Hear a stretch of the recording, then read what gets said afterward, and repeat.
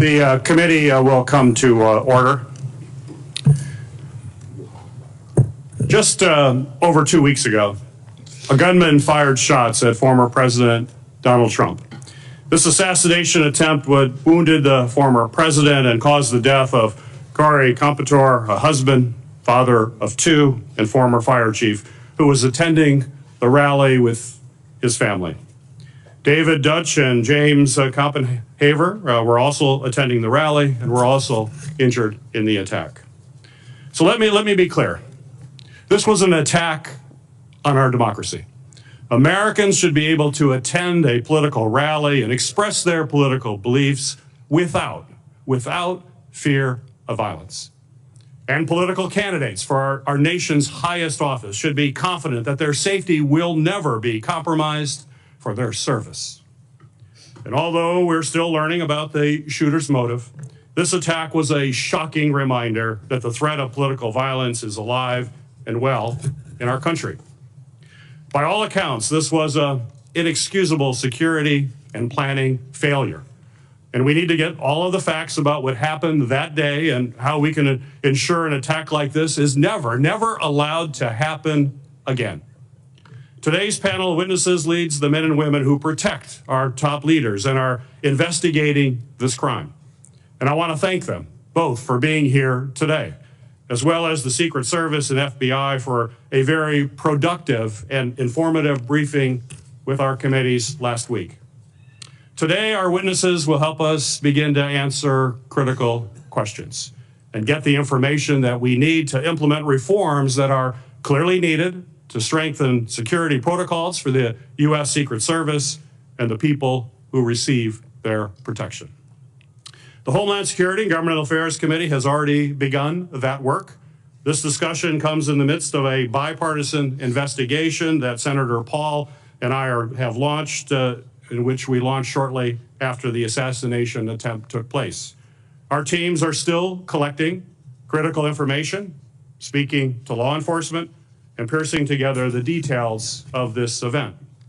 This past weekend, a bipartisan team of our investigators, along with key staff from Senators Blumenthal and Senator Johnson's office, traveled to Pennsylvania to speak with local law enforcement officials, review critical information from security officials who were working alongside the Secret Service, and to see the site firsthand. And I want to thank the incredibly brave local law enforcement officers in and around Butler County who responded that afternoon and who met with my staff this past weekend.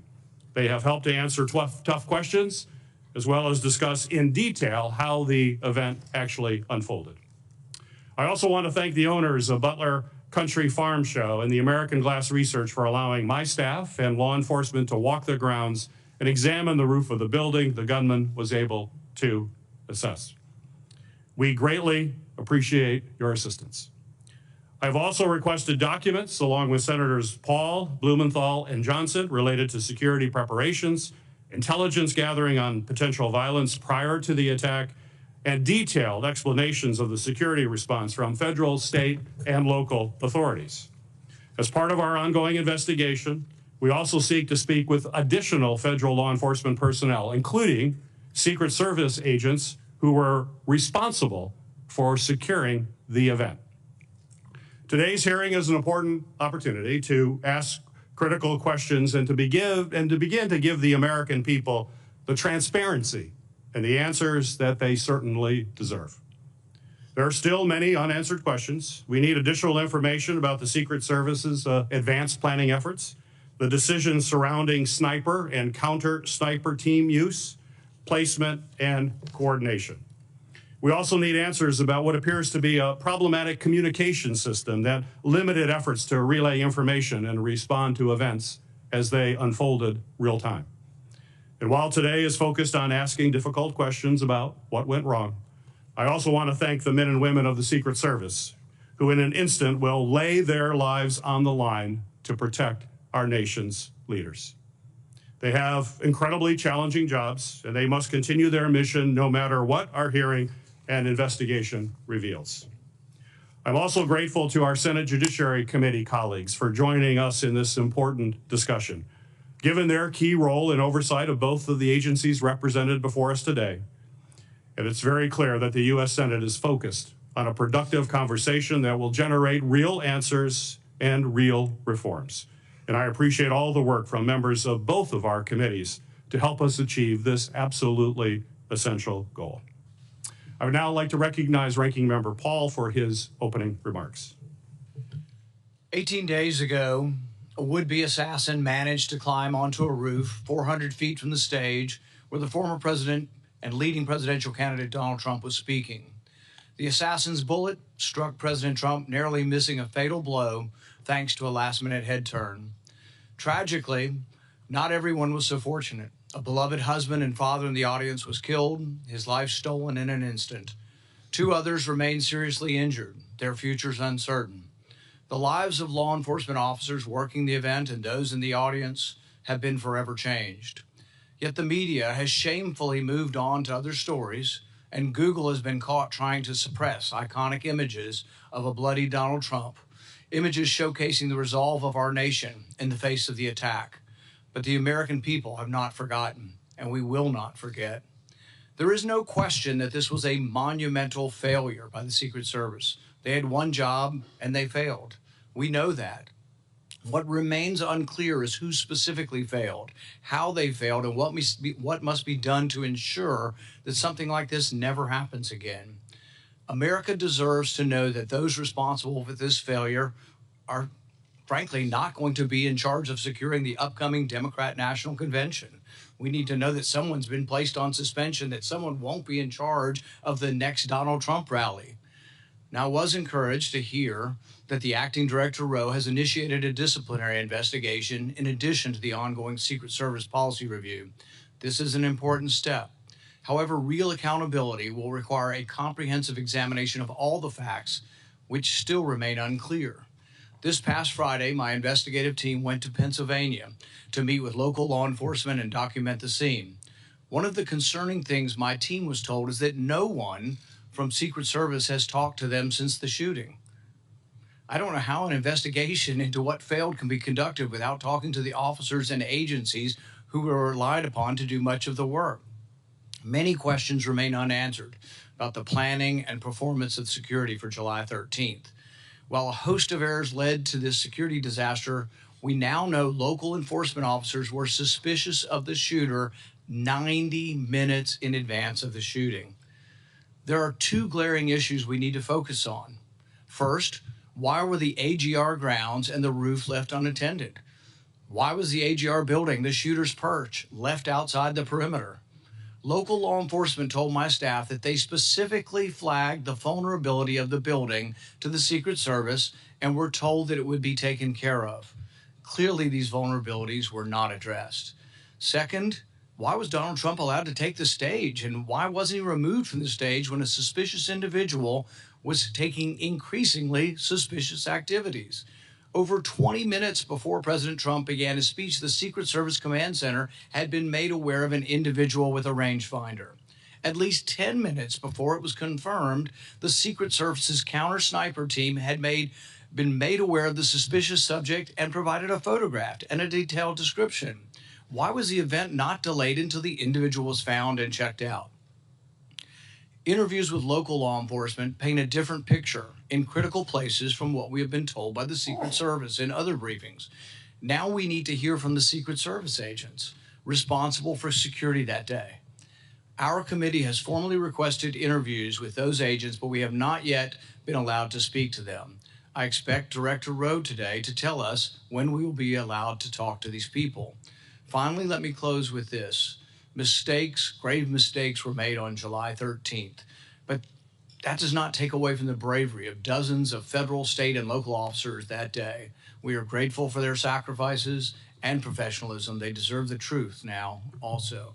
It is our duty and our utmost responsibility to ensure that we learn from this failure and hold those responsible accountable. I would now like to recognize Chairman Durbin of the Senate Judiciary Committee for his opening remarks. Thank you, Senator Peters. This is a rare joint meeting of the 2 committees, but we have matching jurisdiction, and I think it's the most efficient way to get to the truth. So thank you for letting us join you today. We've all seen the movies. We've read the books. The international assassin with sophisticated technology, elaborate plans, well-honed skills, sets out to kill a leading political figure in the United States. But how does that match the reality of what happened in Butler, Pennsylvania, when a 20-year-old introverted college student outsmarted one of the most sophisticated American law enforcement agencies in history, came within an inch of killing a former president of the United States? That's why we gathered today to ask these hard questions. There's more to this story and other aspects that we ought to consider as well. We cannot lose sight of the factor that contributed to the violence on July 13th. Widespread, easy access to AR-15 military-style rifles. While we rely on the Secret Service to protect elected officials, we must acknowledge the unique challenges they face in light of the proliferation of weapons of war on our street. Pennsylvania, like many states, allows individuals to openly carry a loaded rifle without a permit.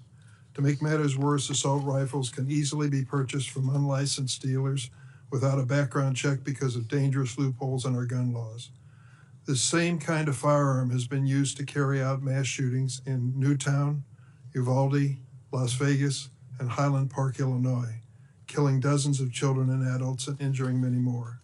Looking across this dais, I recognize we have our differences on many issues, but when it comes to the protection of the president and presidential candidates, we should stand united. We know that protecting our elected officials is essential to a functioning democracy.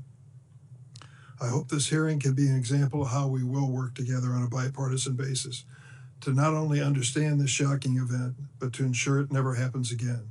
We must do this without the incendiary language and conspiracy mongering that too often dominates our political discourse today. Ongoing investigations by the Secret Service and the FBI are critical, but Congress, the victims' families, and the American people deserve transparency and accountability now. I'll now turn to my partner on the Judiciary Committee, Ranking Member Lindsey Graham. Thank you, Mr. Chairman. Several of us from the military have a military background. If this happened in the military, a lot of people would be fired. And if a lot of people are not fired, the system failed yet again. Having said that, the people who are brave and jumped on the stage to protect the president need to be applauded. We need to learn what happened, make corrective action, but somebody's got to be fired. Nothing's going to change until somebody loses their job. Thank you. It's the practice of the Homeland Security and Governmental Affairs Committee to swear in witnesses. So if our two witnesses could please stand and raise your right hand. Do you swear that the testimony you will give before this committee will be the truth, the whole truth, and nothing but the truth? So help you God. Thank you. You may be seated. Our first witness is Ronald Rowe, Jr. Mr. Rowe is currently the acting director of the United States Secret Service. Prior to this role, Acting Director Rowe was the 23rd Deputy Director of the Secret Service. He has had a distinguished 25-year career in the Secret Service, from coordinating major security operations to collaborating with other government and law enforcement agencies. Additionally, he has served as the Chief of Staff to the Director, as Deputy Assistant Director for the Office of Protective Operations, and as Deputy Assistant Director for the Office of Intergovernmental and Legislative Affairs. Mr. Director, thank you for appearing before this committee today. You are now recognized for your opening statement. Good morning, Chairman Peters, Chairman Durbin, Ranking Member Paul, Ranking Member Graham, and distinguished members of the committees. Thank you for the opportunity to appear before you today. A critical part of the Secret Service mission is protecting our nation's current and former government leaders. The attempted assassination of former President Donald J. Trump on Saturday, July 13th, 2024 in Butler, Pennsylvania, was a failure on multiple levels. I join you and all Americans in condemning the horrific assault on former President Trump, Corey Comparator, James Copenhaver, and David Dutch. And I extend my deepest sympathies to the Comparator family and my sincere wishes for Mr. Copenhaver and Mr. Dutch's continued recovery. Before I begin, though, I want to commend the heroic actions of the men and women of the United States Secret Service on July 13th. Our special agents shielded the former president with their bodies while shots were still being fired, selflessly, willing to make the ultimate sacrifice without hesitation. I am extremely proud of these actions and those taken by the counter-sniper team to neutralize the threat that prevented further loss of life. And I applaud the actions of our tactical teams that responded so quickly. I would also like to express my gratitude to our federal, state, and local partners. We rely on these critical relationships, which have developed over decades of daily collaboration to secure protective events and conduct criminal investigations. As you're aware, there are multiple ongoing investigations of the attack and the security failures that occurred that day. I pledge my full support to those inquiries so the Secret Service, your committees, and the American people have a thorough and complete understanding of what happened leading up to and during July 13th. I will not wait for the results of those findings to assess where we failed that day. I have taken and will continue to take immediate steps to ensure we do not repeat those failures. Since my appointment as the acting director 1 week ago, I identified gaps in our security on July 13th and have implemented corrective actions. One of my first actions as acting director was traveling to the Butler Farm Show site to better understand how our protection failed. I went to the roof of the AGR building where the assailant fired shots, and I laid in a prone position to evaluate his line of sight. What I saw made me ashamed. As a career law enforcement officer and a 25-year veteran with the Secret Service, I cannot defend why that roof was not better secured. To prevent similar lapses from occurring in the future, I directed our personnel to ensure every event site security plan is thoroughly vetted by multiple experienced supervisors before it is implemented. It is clear to me that other protective enhancements could have strengthened our security at the Butler event. As such, I have directed the expanded use of unmanned aerial systems at protective sites to help detect threats on roofs and other elevated threats. I've also directed resources to facilitate our protective site communications, particularly our communications with our state and local partners.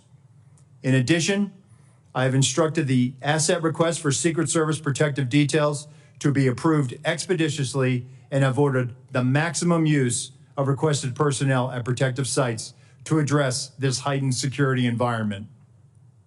I've heard your calls for accountability, and I take them very seriously. And given the magnitude of this failure, the Secret Service's Office of Professional Responsibility is reviewing the actions and decision-making of Secret Service personnel in the lead up to and on the day of the attack. If this investigation reveals that Secret Service employees violated agency protocols, those employees will be held accountable to our disciplinary process.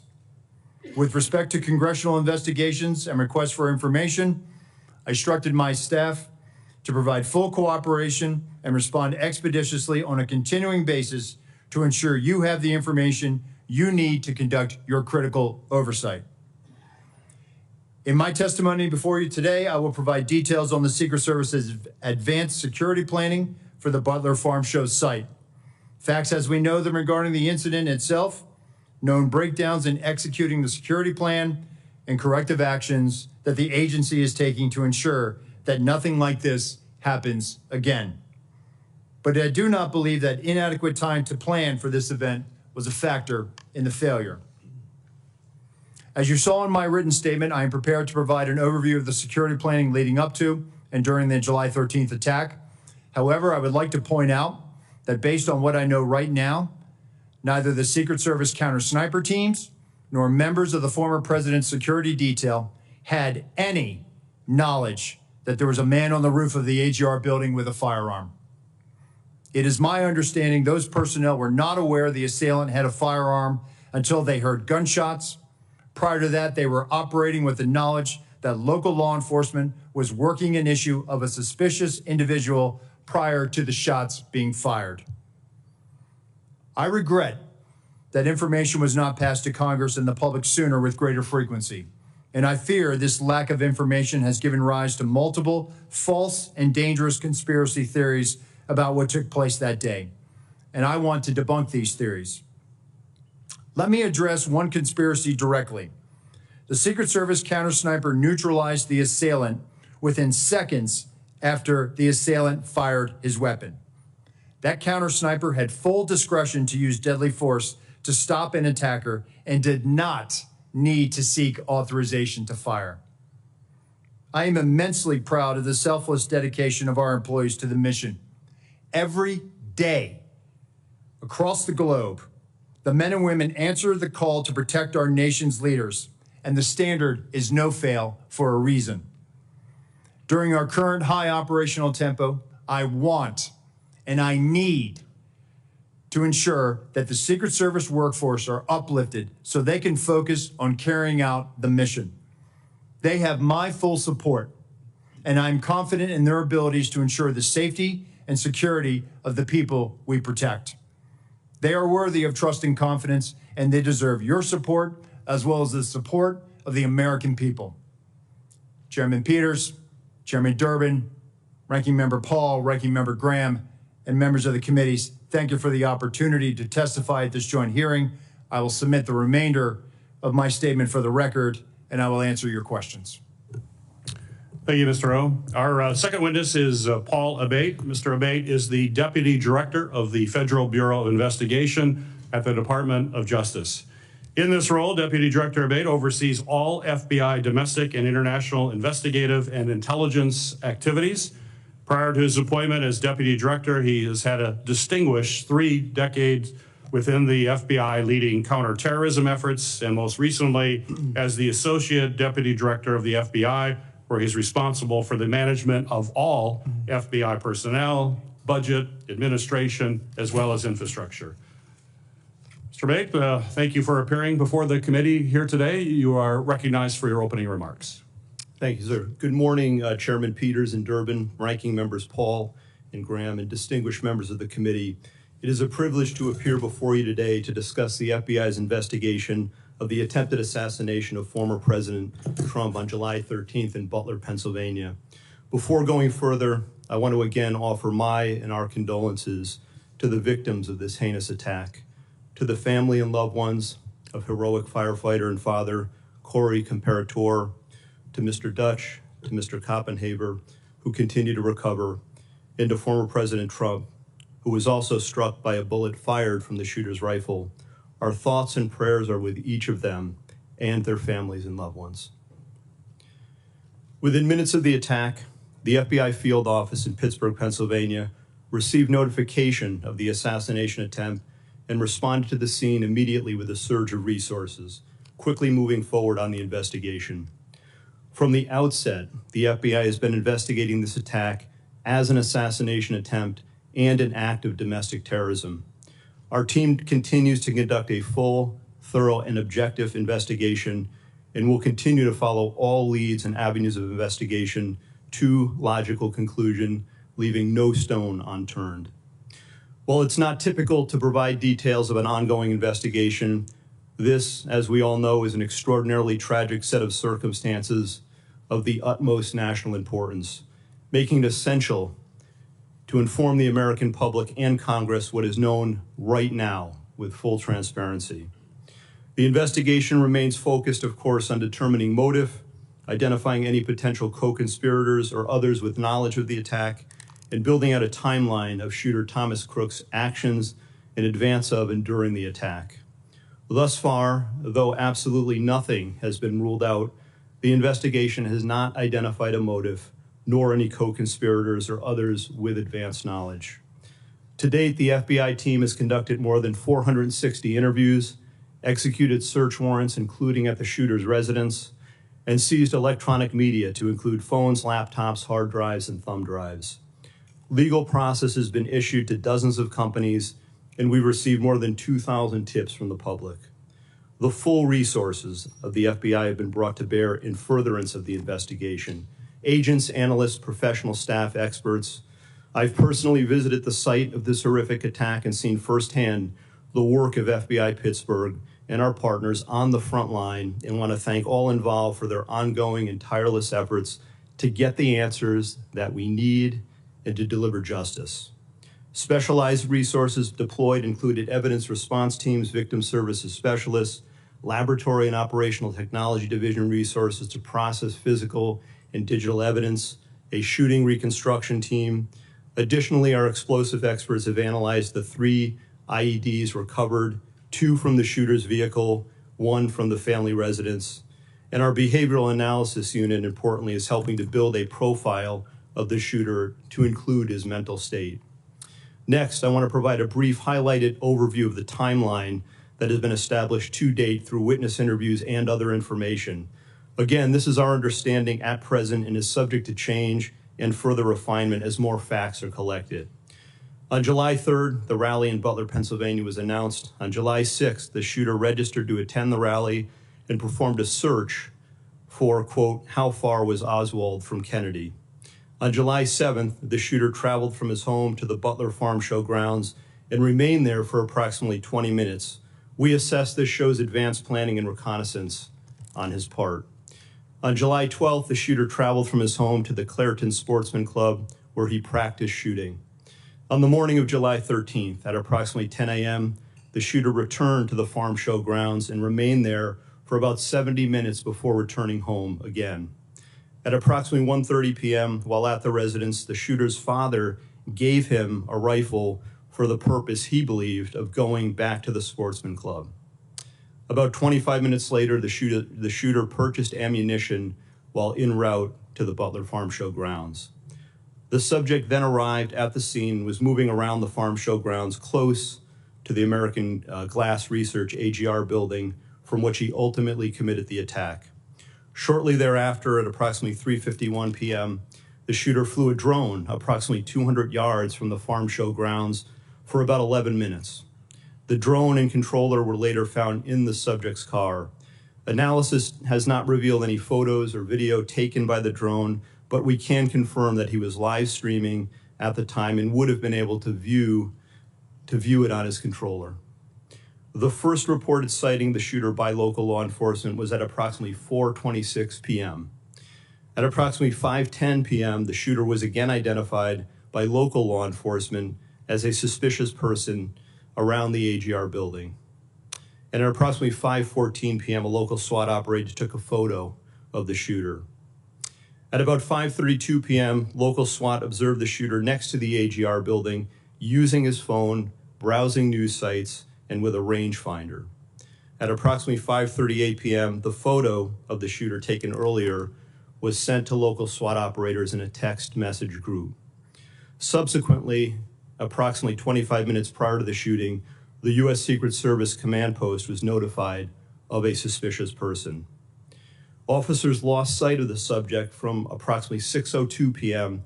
to 6:08 p.m., but continued to communicate with each other in an attempt to locate him.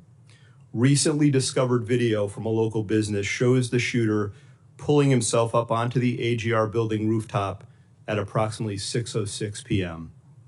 And at approximately 6:08 p.m., the subject was observed on the roof by local law enforcement. At approximately 6:11 p.m., a local police officer was lifted to the roof by another officer, saw the shooter, and radioed that he was armed with, quote, a long gun. Within approximately the next 30 seconds, the shots were fired. The evidence recovery team found 8 shell casings at the scene next to the shooter's body. We believe that the subject, the shooter, fired 8 rounds. While the investigation has not determined motive, the investigative team continues to review information from legal returns, including online and social media accounts. Something just very recently uncovered that I want to share is a social media account which is believed to be associated with the shooter in about the 2019-2020 timeframe. There were over 700 comments posted from this account. Some of these comments, if ultimately attributable to the shooter, appear to reflect anti-Semitic and anti-immigration themes, to espouse political violence, and are described as extreme in nature. While the investigative team is still working to verify this account to determine if it did in fact belong to the shooter, We believe it important to share and note it today, particularly given the general absence of other information to date from social media and other sources of information that reflect on the shooter's potential motive and mindset. These are the facts, in part, that the investigation has revealed to date. While the shooter is dead, our work is very much ongoing and urgent. Thank you, and I look forward to answering any and all questions. Thank you, Mr. Abbate. We'll now proceed. Chairman Durbin and Ranking Member Graham will ask the first two questions. I will then ask question Ranking Member Paul, and then after that, we will alternate between members of the judiciary, recognized by Chairman Durbin, and members of the Homeland Security Committee, recognized by me. With that, Senator Durbin, you're recognized for your questions. Thank you, Senator Peters. I would like to begin by making a statement. It's not in the form of a question, and you'll understand why when I say it. In 20 days, we're going to start the Democratic National Convention in Chicago. I have been briefed by the law enforcement agencies' plans for security for that event. Tens of thousands of people will be there, including some of the highest ranking politicians in the United States. I trust that both of your agencies can answer in the affirmative if I ask you whether you're actively engaged in working with the development of security plan, taking into consideration the lessons of July 13th. Senator, that is 100% yes from the Secret Service.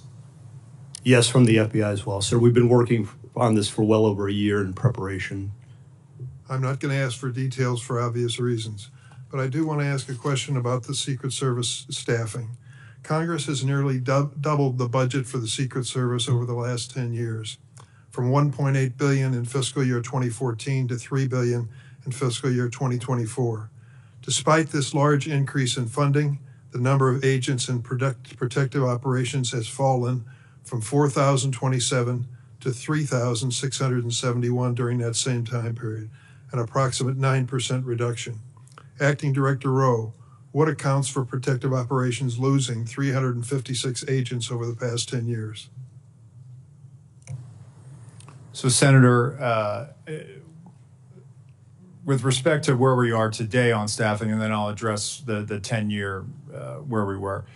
In this year alone, we are going to end the year on the positive of 200 plus agents. That's the first time in a number of years that we've been able to do that. Part of that was gaining some efficiencies in our hiring process. But what I want to re-emphasize is that we have not dropped standards. Only 2% of every applicant actually makes it through the hiring process. We are filling our classes at the Federal Law Enforcement Training Center, and we are doing this ramp up as part of what lies ahead of us with the LA Olympics in 2028. With respect to what has happened in years prior, this is a difficult and challenging job, being a Secret Service agent. Living your life by somebody else's schedule, constantly away from your family, constantly having to meet increased operational and investigative demands, which we gladly do, but it's not for everyone. And I think there are times where people have to make tough choices and they decide to leave the agency. But that doesn't mean that they were any less of an agent or that they weren't committed to the mission, because we are all committed to being patriots and serving our country and protecting our nation's highest leaders. I think there was a variety of factors. Some of it was the pandemic. Some of it was, the economy or other opportunities. We have people that are very skilled in cyber that often leave the job. Some of the protective skills that they acquire are also in demand in the private sector. But some of the mechanisms that we've put in place just in the last year is also retaining our workforce. And that's what we are focused on right now. The Government Accountability Office has determined that restaffing from these losses have been slowed due to a number of factors, including the years-long background checks for prospective agents and the assignments agents must work through before being assigned to protection. Given these constraints, what steps have you taken to improve recruitment? So we're actually putting out targeted recruitment opportunities. So we've just recently put it out for within our uniform division for our counter sniper unit, our hazardous agent medical emergency response unit, our counter assault team on the special agent side. So we're actually trying to gather the best and the brightest. And I will tell you that we are having great success with a lot of these vacancies. But what I want to reiterate is that, for example, on the counter assault vacancy, we had 700 applicants that applied for this. Really, what we will glean after they make it through the process, and they have to be able to hold a top secret SCI clearance, will be, if we realize 15 out of that tranche, that's a 2% pass rate. So it is very competitive, and we are trying to make sure that we are getting the best and the brightest without dropping standards. One last question for either one of you. What is the purpose of a rangefinder? And once this assassin was identified as using a rangefinder, wasn't that proof positive that he was a dangerous individual? So I'll say, Senator, that obviously somebody is trying to determine where they are in proximity to a location, a fixed location. I'll defer to my colleague here, but I believe it was a recreation or sports related. I thought I had read that it was a golf range finder. Nonetheless, it still would have provided him the ability to provide the distance that he was away from his intended target. Wasn't that enough? As far as raising suspicion? Yes. I think he was identified as being suspicious by local law enforcement. And nothing happened. Well, I know that local law enforcement was attempting to locate him. Thank you, Mr. Chairman. Thank you, Member Graham. Thank you. Let's go back to the resources. Do you need more money? Senator, listen, there is a single branch, or a single agency in the executive branch that that needs more money. Everyone would take more resources. We've had a great relationship with the Department of Homeland Security, the Office of Management and Budget. Do you feel constrained to ask for more resources by anybody? No, sir, we don't. And actually, we have a great relationship with our appropriators and obviously the authorizing committees, and they have always looked out for the Secret Service. So I would encourage you to think big when it comes to resourcing the department in light of what happened here. At the time of the shooting, the Iranians were threatening high-level American officials, including President Trump, right? Senator, it's widely known. Right? FBI? Yes, Senator, that's 100% Did that correct. factor into the security footprint? So, Senator, what I will say is that it is widely known that the Iranians do not like us. I would refer you to the National Well, it's Security. not that they don't like us. They threaten to kill certain people, Yeah. and they named them. Correct, sir. But I can't publicly It's comment. not like, I hate America. I'm going to kill these 3 guys. Right. I cannot publicly comment, sir, on... Well, they on- publicly comment on it. I mean, it's not But what... Senator, what I'm trying to say is I cannot publicly comment Okay. on what Fair enough. intelligence, but I Fair can enough. assure you that we do a threat-based protective model. I'd like to have that model provided to the committee. Could you do that? Yes, sir. Could you also give us the protocols that are in place to secure a site like this? Yes, sir. Okay, thank you. One, the protective detail around President Trump, I know them all very well. They're brave men and women. And these questions is not to belittle anybody. They're trying to find out how the system fails so badly. You say you're not reluctant to ask for more money. What do we need to do to make it easier to hire people without lowering our standards? I mean, I know it's a hard job. Can we do anything to help you? So I think we're willing to take that back, sir. I think we're working on our time to hire. Well, if you had more people, you'd have more time off. That's true, sir. Okay, Yes. well, let's get more people, more time off. These are tough jobs. I mean, people on this committee know. Yes, I don't sir. know how they hold a family together doing what they're doing. It's the military really on steroids. The encrypted app. Paul, can you tell us about these apps? Have they been broken into? The guy had some apps that were encrypted. I think we've experienced a range of returns on this. Some of the applications that he was using online were encrypted, in nature, some of the email accounts. Have we that broken into them? We've received returns. There are some that we have not been able to get information back because of their encrypted nature. Is there any way to solve that problem? Sir, Senator, we've talked about this before. We need a solution that provides lawful access to law So enforcement. you're telling me the guy that took 8 shots at the president, former president, has apps that we can't get into that may, if you could get into, reveal some relevant information? That is correct, Senator. So if he were talking to some foreign power, and I don't think any foreign power would hire this guy, by the way.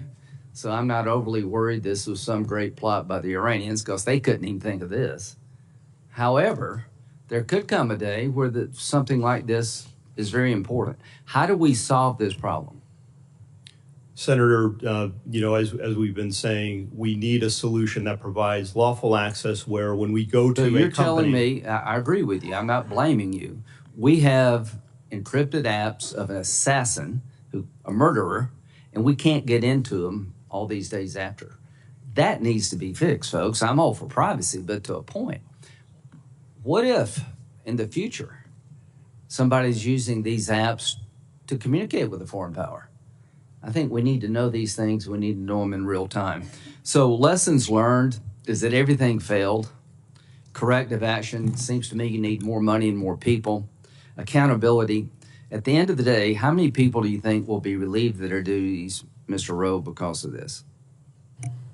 Senator, I publicly cannot, and I cannot weigh in on that right now, right? It has to be a fair and neutral process. From a fair point of view, would you say this is a major system failure at every turn, and those in charge of the system in question, not only was it embarrassing, they failed? So, Senator, again, if there were policy violations, those individuals will be held accountable, and they will be subject Just to send our us to table of policies penalties. if you could. Yes, sir, we you. will. But they will be held to our table of penalties, which Thank you. will include up to termination. Thank you. Director Rowe, in your testimony here today, as well as in your written testimony, you said very, very clearly that you can't defend why that building with the shooter on top of it was not better covered. You were very clear. You cannot defend that. So my question to you is, my understanding is that there's a detailed site survey that is done prior to an event to identify potential threat points. So talk to me about that site survey. I'm sure you've had a chance to look at it now after action. And how did that site survey get approved when it was so clear that that was a major threat from that building? Thank you, Senator. So our Pittsburgh field office did the advance. During that advance, not only were they discussing amongst themselves about mitigating the line of sight, but also they were discussing with other agencies that were supporting it. Our counter snipers met with their counterparts. The team lead and team lead met. They walked the site. They identified the AGR building. And if I may, Senator, if I could point out something right now, if I may, and we will place this for the record, but this is the point of view. This is from the second floor of the AGR building. This point of view is the point of view where the counter sniper team locally was posted. The gold arrow indicates where the shooter fired from. Looking left, why was the assailant not seen? When we were told that building was going to be covered, that there had been a face-to-face that afternoon, that our team leads met, this was the view.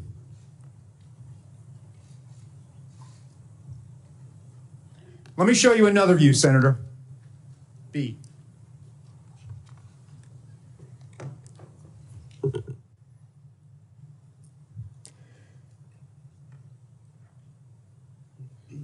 This view is a reenactment by one of my agents. laying flat. There was a 5-inch rise on the middle of that roof. The assailant would have had to present his bore over that to get his shot off. The view underneath reflects the perspective that he would have had.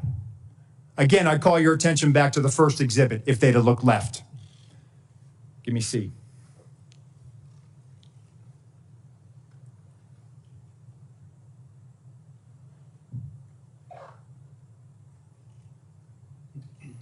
This is what our counter sniper team saw. Shooter, no elbows. You barely make out the crown of his head. Below it, the assailant up prone. And let me just tell you, our counter sniper, this individual, I know him. I consider him a friend. He has covered me operationally in conflict zones. And when I did my time on the president's detail, he exemplifies the courage, the skill, and the ability to respond under great stress in such short time to neutralize the threat and prevent further loss of life. Getting back to your question, Senator, these were discussions that were had between the Pittsburgh field office, the local counterparts, and everyone supporting that visit that day. And that's why when I laid in that position, I could not, and I will not, and I cannot understand why there was not better coverage, or at least somebody looking at that roof line when that's where they were posted. Director Rowe, the Secret Service, state and local law enforcement were on multiple communication channels, is my understanding, during that time. And as a result, local law enforcement was only able to call in to a state command center that was then relayed from the Secret Service. This seemed to be a recurring issue in emergency situations that we're finding with the federal government, that there's not a seamless way to communicate, particularly if you're relying on local law enforcement to deal with what was clearly a major vulnerability. Local law enforcement in Butler told my staff that they had no way of communicating directly with the Secret Service. And if I listened to Mr. Abbate saying there was about 30 seconds between when the local law enforcement reported that there was a man on the roof with a gun, 30 seconds, if it's communicated directly to a counter sniper team, would that be enough time to react prior to the firing of those shots? Senator, if we'd had that information, they would have been able to address it more quickly. It appears that that information was stuck or siloed in that state and local channel. I will tell you, though, that there were our tactical elements did have, not only did they have embeds from Butler County ESU with them, but they also had radios on the tactical net. It is troubling to me that we did not get that information as quickly as we should have. We didn't know that there was this incident going on, and the only thing we had was that locals were working an issue at the 3 o'clock, which would have been the former president's right-hand side, which is where the shot came. Nothing about man on the roof, nothing about man with a gun. None of that information ever made it over our net. So that will change? Yes, sir. We are working right now to figure out the interoperability and also make sure that we do have access to those channels, whether through the counterpart system or some other means. Very good. Ranking Member Paul, you're recognized for your questions. Director Rowe, I'm encouraged by your attitude and what you brought here today, what you've talked about as far as immediate changes that you've made, and I hope you'll follow through with that. I'm encouraged by the fact that you acknowledge that it's indefensible that the roof was unattended. Would you say the roof being unattended breaches standard protocol for setting up a security perimeter? What I would say, Senator, is that that roof should have had better coverage, and we will get to the bottom of if there were any policy violations. I would think indefensible would go along with breaching protocol, and I can't imagine how indefensible would not be breaching protocol. What I would caution, though, is that I sense, and you're the Secret Service, and these people are your friends, and they are heroic people who do good things, that we can't let our friendships blind us from responsibility. So someone's in charge of the security at the zone. Would the Secret Service be in charge of the entire operation and they work with law enforcement, but they're in charge? The person in charge of the entire operation is the Secret Service, not the local police. You're correct, sir. This is a failure of the Secret Service. So that's what I mean. And look, I don't wish anybody harm. I appreciate the bravery of the Capitol Hill police. I was at the shooting at the ball field. I've heard 100 shots coming my way. Fortunately, none came to me. But I appreciate the bravery of all the people who protect us. But there's also the idea that there are certain mistakes that don't make you a bad person, but they're just inexcusable that if you made that mistake. So for example, let's say you determine, well, local police should have been on there and they told us, and local police says, no, they didn't tell us to do it. And it's a he said, she said. Still, ultimately, the agent in charge should be walking the grounds and say, there's a roof 100 yards away from the stadium with a clear sight. Someone's got to be on the roof. Local police, I told you to get on the roof. Get on the roof. Or you put the Secret Service. So ultimately, the buck doesn't pass along to somebody. Whoever's in charge is in charge. But really, I think it would be helpful to all of us. I know the process has to be meted out, but there needs to also be a process for protecting the next Trump rally. The fact that whoever was in charge in Butler next week is not in charge of a rally in Las Vegas. And so I think you really should say that. You should simply say that the leadership from that event is going through a process, but until that process, they won't be in charge of the Democrat National Convention. That would reassure a lot of people that they won't be in charge of security until it's determined. Can you tell us something to that accord? Yes, sir. So I can tell you that the team planning the Democratic National Convention, that is a national special security event. That team has been on the ground. That's from D.C. With support from our Chicago field office. But I just want to reiterate that our Pittsburgh field office staff, they are wearing this harder than anybody right now in the Secret Service. Right. They feel completely demoralized. And what I'm trying to do is also let them know that, listen, they need to be focused on the mission at hand. I also have to walk a tightrope here and make sure that I am not tainting any future discipline action. I understand, and I have great respect for all the officers.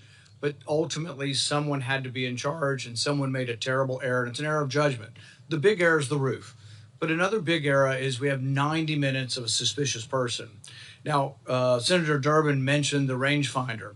None of these are enough to shoot a suspicious person, but they certainly, you would think, would be enough to stop the proceedings. That's where I think you get to the second major management or judgment error of this. Now, Trump's done probably 100 rallies like this. How often at one of his rallies are there 90 minutes of looking at one person and at least a half a dozen pictures of that person? How often does that happen? And is it against protocol to let a proceeding go on when you've got a suspicious person, 90 minutes worth of people talking about this person, and we don't stop the proceeding? Does that defy protocol? So Senator, while there's 90 minutes in total from when he's first identified by local law enforcement, we have about a 30-minute window. But at no time is there anything ever communicated about weapon or harm. And I think that's where the threat. A weapon, you shoot people with a weapon. Sure. Without a weapon, we're talking about people you stop and say, he had a backpack, which was probably big enough to have the AR-15 in it. In all likelihood, the backpack has the weapon in it. So a guy with a big backpack would never get through the perimeter. So once again, a big mistake was not having the perimeter wide enough to prevent people from shooting outside the perimeter. But the thing is, he would have never gotten through the perimeter, right? His backpack would have been checked. But people with big backpacks are very suspicious. And I would think he's been seen 6 times. But you got 20 or 30 minutes of knowing about it. But the thing is, there's all kinds of chatter going on about this.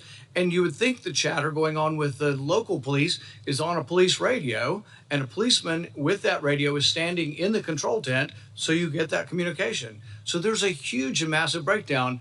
But really my question is, how often has this happened at other rallies where there's a half a dozen pictures and 90 minutes of people talking about a suspicious person? I just can't imagine that it's real common. So, Senator, at rallies, there are people that come to the attention of law enforcement for a variety of reasons. If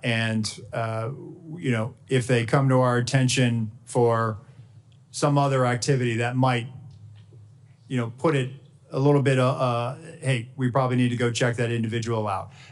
This happens, and that's why we attempt to locate them. That's why it's important for us to try to find them. And it's important to have the information. And so local law enforcement did their very level best to try to locate him. They did provide us the photos 30 minutes prior. It just, he evaded any detection by law enforcement. But once again, it's the overall person in charge. It's a terrible breakdown. It's a terrible management decision not to have stopped it. There was a chance to stop the proceeding. And the question is not whether there's enough information to take down an individual. It's a much lower standard to say, hey, we're going to wait until we get this individual. The roof and the 90 minutes of it, both I think are failure of your protocol. And I think when that's determined, the person who made these decisions can't be in a position of authority again. Senator Klobuchar. Thank you very much. Thank you to all of you for holding this hearing. I appreciated Director Rowe, when we had the classified briefing and also today, taking responsibility for the agency and your own personal emotion and reaction to your visit and what had gone wrong. For the people in my state that keep asking me, I just don't get how he got on the roof. I know we've gone through great details and a lot of examination. Could you just give a minute on what went wrong and how you think it can be fixed? Because I think it's just going to help to dispel the conspiracy theories. There are some people that think it didn't really happen, which of course is completely ridiculous. It did. There are some people that think all kinds of conspiracies went on within the government, which is also false. But could you just tell them what went wrong so they understand? Yes. No, thank you, Senator. I've thought long and hard about this. I think this was a failure of imagination. A failure to imagine that we actually do live in a very dangerous world where people do actually want to do harm to our protectees. I think it was a failure to challenge our own assumptions. The assumptions that we know our partners are going to do everything they can, and they do this every day. But we didn't challenge our own assumptions of, we assume that someone's going to cover that. We assume that there's going to be uniform presence. We didn't challenge that internally during that advance. So moving forward, I've directed that when we're talking to people and we're making requests, we are very specific about what we want. We are providing explicit instructions on exactly what our expectation is and what we need them to do and what we want them to do. That's the only way that we're going to be able to move forward beyond this. And let me just tell you that our state and local law enforcement partners are the best. So this belief that somehow they are less than federal law enforcement or they're less than the Secret Service. They're out there patrolling communities every day. They're the ones out there going into hazardous conditions every day. They know their communities. They have the ability to enforce state and local laws. Our advanced agents do not. Right. We need them, and we need them to be partners with us. And I think we need to be very clear to them, and that may have contributed to this situation. Yeah, appreciate that. I have the same respect. Next, one of the things you mentioned to me was, and to all of us, was in this other briefing, was just the texting protocol. And I think a lot of us think about this in non-security settings, about how people are just texting all the time instead of talking, and how it takes our eyes off, in your case, the target. Could you talk about what might have gone wrong there and how you think things could change when the hope is that their eyes are constantly on the scene and on the potential targets and risks? Thank you, Senator. So, again, we need people focused on the problem or on their area of responsibility. It was great that there was a text chain, but that communication needs to go over the net. It needs to go over a radio channel so that everyone has situational awareness of it. And the point I was making in the closed door briefing is that we have to get to a point now where we are using our radio systems to have that collective awareness of this. I think, one of the things that I've directed is that in addition to the interoperability, we're going to roll out common operating a common operating platform that we utilize for national special security events. We have the ability to roll that out to the field that has a Blue Force tracker in it that's able to, where you can put where all your state and local assets are, where our federal assets are. But in addition to that, I want people using the radio. So it's great that the tactical elements are talking to each other. It's great that the shift is talking to each other, but we have to be able to make sure that whenever we come across a situation, that everyone has situational awareness of this. And I will take as, you know, in my time when I was operational in the president's detail, we were given the explicit instruction, hey, if you're going to pass it, if it's relevant enough that you feel like you need to pass that information, do it over the radio. And that was the protocol that we had. And I think over the years, perhaps with the advent of technology and smartphones, perhaps we've gotten away from that. But we need to get people back on the scope, back on mission, back focused on what they need to be responsible for. Okay, and the next question I'll put in writing. Thank you very much of you, Mr. Abbate, but it's just pointing out that we've seen this rise in threats against members of Congress, which of course is relevant to this. 8,000 just last year, more than 4 times over the past 7 years. I'll want to ask you in writing about the steps that the Justice Department is taking to prioritize these cases. I know there's been some changes made. Yes, Senator, it's of our highest priority, and we're urgently working on it 24/7 every day to protect each and every one of you here. Appreciate it. Thank you, both of you. Senator Carper, recognized for your question. Thanks very much. Mr. Rowe, Mr. Abbate, thank you for joining us today. I have the privilege of representing Delaware, the first state to ratify the Constitution. We did that over 200 years ago, and the Constitution sort of outlines how we elect our leaders.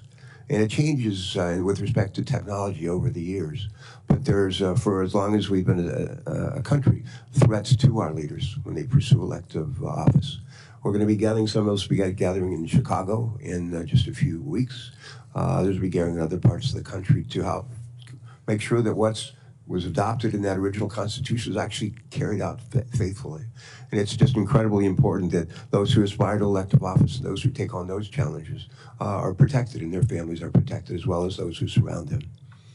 I share with my colleagues my prayers for those who have been killed or injured on July 13th. We're grateful that one of our presidential candidates is okay.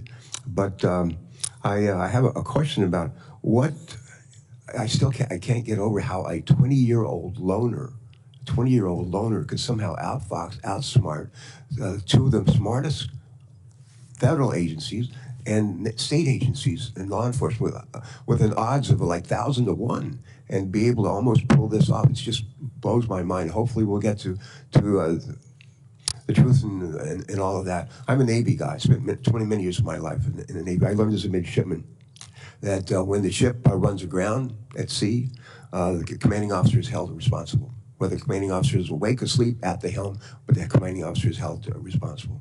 And I think we have to make, at the end of the day, I'm not interested in a blame game, but I'm sure interested in finding out who was responsible and making sure that they account for their responsibility. My question is, what policies are currently in place to facilitate real-time information sharing between the Secret Service and local law enforcement during an event? And what changes to information sharing practices will the Secret Service make in light of the apparent breakdown in communications on July 13th? Thank you for that question, Senator. So we're looking at our procedures. We rely on a counterpart system, and the radio interoperability it's a complex challenge. It's not just about being able to find whatever frequency our local counterparts are on and then just piping it in. There's some technical challenges that have to be there. So to alleviate that, we've always relied on a security room where we have representatives from the local agencies. Those individuals are there to, one, bring their own radio and then relay relevant information that would impact our security plan. I think what I'm looking at, and again, what I'm in looking at this situation is there was a unified command post, and we had our security room, and we had communications that day at the Butler Farm site were challenging. Not just challenging for the Secret Service, but for challenging for locals. There were some cellular issues. There were radio issues, and you saw that with the testimony from the colonel from Pennsylvania State Police last week in the House. So I think as I'm thinking about this, I think we need to consider what is our model moving forward, and I think we need to be where the greatest amount of partners are when that information is being discussed. The other thing that I'm looking at is we need to also make sure that we have redundancies as far as cellular on the ground or additional repeaters. And so I've directed our Chief Information Officer to do that, and we are rolling assets out now supporting campaign sites. Thank you. Thank you for that. Mr. Bay, quick question. Based on the initial information you've gathered from the investigation, do you believe there were any actions taken by the shooter in the weeks, days, or hours leading up to the shooting that should have caused alarm and grabbed the attention of law enforcement? He did not have any interactions with law enforcement leading up to this, Senator. We haven't found anything yet that would have alerted law enforcement or FBI or Secret Service to his intention activities in advance of this event. I will note, however, to your prior question, that we do have a very strong relationship, an integrated relationship between FBI and Secret Service and every other federal, state, local agency you can imagine. We have constructs like the Joint Terrorism Task Forces and Violent Crime Task Forces where we're cross-embedded with each other. And when it comes to this event and others like it, we're always talking in advance. In fact, with respect to this event, we did have a meeting between U.S. Secret Service and FBI in the days leading up to the event to assess whether there was any information or intelligence pertaining to a threat against the rally or to former President Trump or anyone else there. There was an absence of that in the lead up specifically. And again, none of us had any information in our holdings with regard to the ultimate shooter. All right, thank you for that. Thanks very much, both of you. Next on the Senate Judiciary Committee is Senator Grassley. Yeah.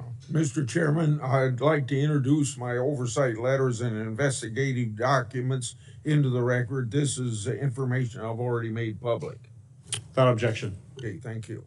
I'd also like to call my colleagues' attention to a legislation that Senator Cortez Matos and I've introduced would require Senate confirmation of the Director of the Secret Service. I think this is very important because no other agency has a no-fail mission. Mr. Rowe, in your written testimony, you stated that that to prevent similar lapses like the one on July 13th from happening again, you'll ensure every event site security plan is thoroughly vetted by multiple experienced supervisors before it's implemented. Based on your testimony, the security plan for the Butler event deviated from the Social Security standards. How would vetting by multiple experienced supervisors fix that? So, Senator, I think having many eyes on a particular problem set helps. That way you don't have tunnel vision. You just focus in on one thing. And so that's why I think it's important, not only at the field office level, but also at the detail level. And part of what we had started doing with the former president's detail is having them send out site agents, having them send out supervisors. And I think having that collaboration and having additional eyes to examine the problem will make sure that we're not missing anything. And I think I want that surety for myself. I think you've answered my question. Yes, Let me sir. go on. Also to you, in your written testimony, you stated that you, quote, regret that information wasn't passed to Congress.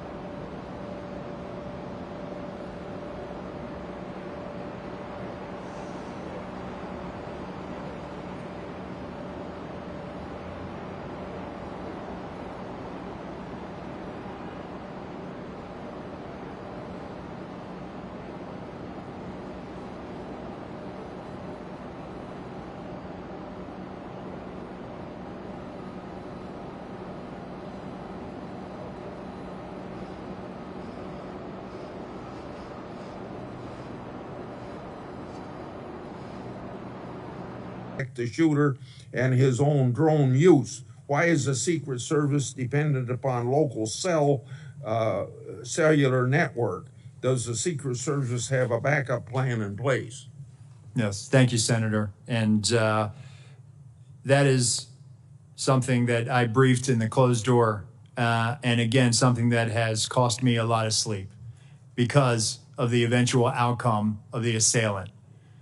That what if we had geolocated him because that counter-UAS platform had been up? It is something that I have struggled with to understand, and I have no explanation for it. Okay. It is something that I feel as though we could have perhaps found him. We could have maybe stopped him. Maybe on that particular day, he would have decided this isn't the day to do it because law enforcement just found me flying my drone. People fly drones all the time on the peripheries of our sites. And we go out and we talk to them and we ascertain what their intentions are. On this day in particular, because of the connectivity challenge, as you noted, there was a delay and he flew his drone at 3:51 approximately. So moving forward, we are leveraging resources from the Department of Homeland Security and others to make sure that we have dedicated connectivity so that we're not reliant on public domain, so that we can ensure that whatever assets we have in place, those assets are operational. And that is my commitment to you, that we're going to make sure we're going to do that. And that is something we are moving out on. Thank you, and I hope that you'll answer some of my other questions in writing. Senator Johnson, recognized for your questions. Thank you, Mr. Chairman. Acting Director Rowe, in our secure briefing last week, I made the point that if you don't want conspiracy theories to spread, you need to provide information. You know, I appreciate these photos today. These things could have been released literally within days, and a whole lot more information as well. So Congress needs to provide oversight. We don't have certain investigatory tools like you have, but what we can do is do interviews. So, Acting Director Rowe, did you receive our letter from July 25th requesting interviews with 13 individuals of the Secret Service? We are in receipt of that letter, Senator. And I don't, Director or Deputy Director Abbate, have you seen that letter as well? Do you know who we're requesting interviews with? Senator, I have not seen Okay. the letter. Do you know whether those individuals submitted to interviews with the FBI, Acting Director Rowe? We're in the process. Those employees are being interviewed if they have not already been interviewed, sir. Are those interviews being transcribed? The FBI interviews, sir? Yes. But we have 302s on those. Yes, Senator, we will. Okay, when will Congress get those 302s? When will we get those transcriptions of those interviews? Senator, I'll take that back and we'll get those to you as soon as possible. So Acting Director Rowe, when will those individuals be made available for Congress, for this committee to interview them? Senator, we'll make them available. How soon? Because memories are short. They can be influenced by events. We need these transcribed interviews as soon as possible. We will get that done, sir. Does the Secret Service use encrypted communications at events? On our radio nets, we do, sir. Are those memorialized? Are those saved? The radio traffic from Butler, we did not have recordings. Do you normally? Not on the road outside of D.C. or outside of a presidential or vice presidential stop. So communications between Secret Service agents will not be available like we've gotten the communications from local law enforcement. I'm sorry, Senator. So we're not going to be able to get those communications. You didn't save them. No, sir. Which is very unfortunate. It is, sir. And moving forward, I've directed that we will now start recording those so that we will have them moving forward. And by the way, I'm going to ask for a number of things at the very end to be entered in the record. But one of my preliminary findings is that the Secret Service did not attend the 9 o'clock briefing the day of the event. In your testimony, you said that a site briefing was conducted with Secret Service personnel and law enforcement partners supporting the event. Those both can't be true. So local law enforcement do not believe Secret Service was present at the 9 o'clock briefing. Were they, or were they not? So, Senator, with respect to the snipers that went on national television and gave an interview and said that they did not get a briefing from the Secret Service, they were supporting through mutual aid, and our personnel briefed the tactical team leader was leading that element that was providing this counter sniper. So, Acting Director Rowe, you said that the Secret Service provides explicit instructions to the locals. Were explicit instructions provided to cover the roof of the AGR building and locals just not follow it, or were those explicit instructions not provided? It's my understanding what was communicated is that the locals had a plan and that they had been there before. So an awful lot of the chatter on social media has to do with is there partisanship in the Secret Service, providing coverage for some individuals and none for others, about Secret Service coverage or additional coverage enhancements being denied. Was there ever requested additional coverage for Mar-a-Lago? Senator, we have provided additional resources to the Mar-a-Lago residents. Was coverage asked for and denied ever? I'll have to research that, Senator, but I'm happy to tell you we have made significant investments since the former president has left office, over $4 million of technology, resources, and alarms. Documents will Yes, come sir. out eventually to make the point one way or the other. This is an important piece of information that Congress needs to have. Senator, we'll make those available to you, the there's- investments we've made. There's a report today by Susan Crabtree of Real Clear Politics saying that you denied sniper coverage outside of driving distance of D.C. Is that true? That is a false statement, sir. Well, that is incorrect. That is incorrect. Okay, I mean, that's the kind of information you need to refute with documentation. Deputy Director Abbate, you said this is an assassination attempt and domestic terrorism. It's obviously assassination attempt. Why make the distinction? What is different about that? We think it's important to cover all the possibilities here in the reality of what we're dealing with and what we've all seen, Senator. And we've learned lessons from the past. The tragic shooting at the baseball field was referenced here. We've learned the lesson from that. That was not opened properly. And we've made changes in the Bureau, and it's reflected here in terms of how this investigation is being approached with a completely open mind and inclusive of all the possibilities, including domestic terrorism. I fear that makes the investigation potentially partisan. Mr. Chairman, I would like to request that my July 14th letter to Attorney General Garland, Mayorkas, and Ray be entered in the record. It asks for all kinds of information, documentation, asks a lot of questions. My preliminary findings of July 21st and July 23rd, including timelines, a bunch of questions as well, be entered in the record. And then our updated timeline dated today. This goes not only by minute, by second. And we will continue to update this timeline as more information becomes public. This is the way you do investigation. We need to find out literally second by second what happens. So the American public understands the truth. Without objection, so ordered. Senator Butler.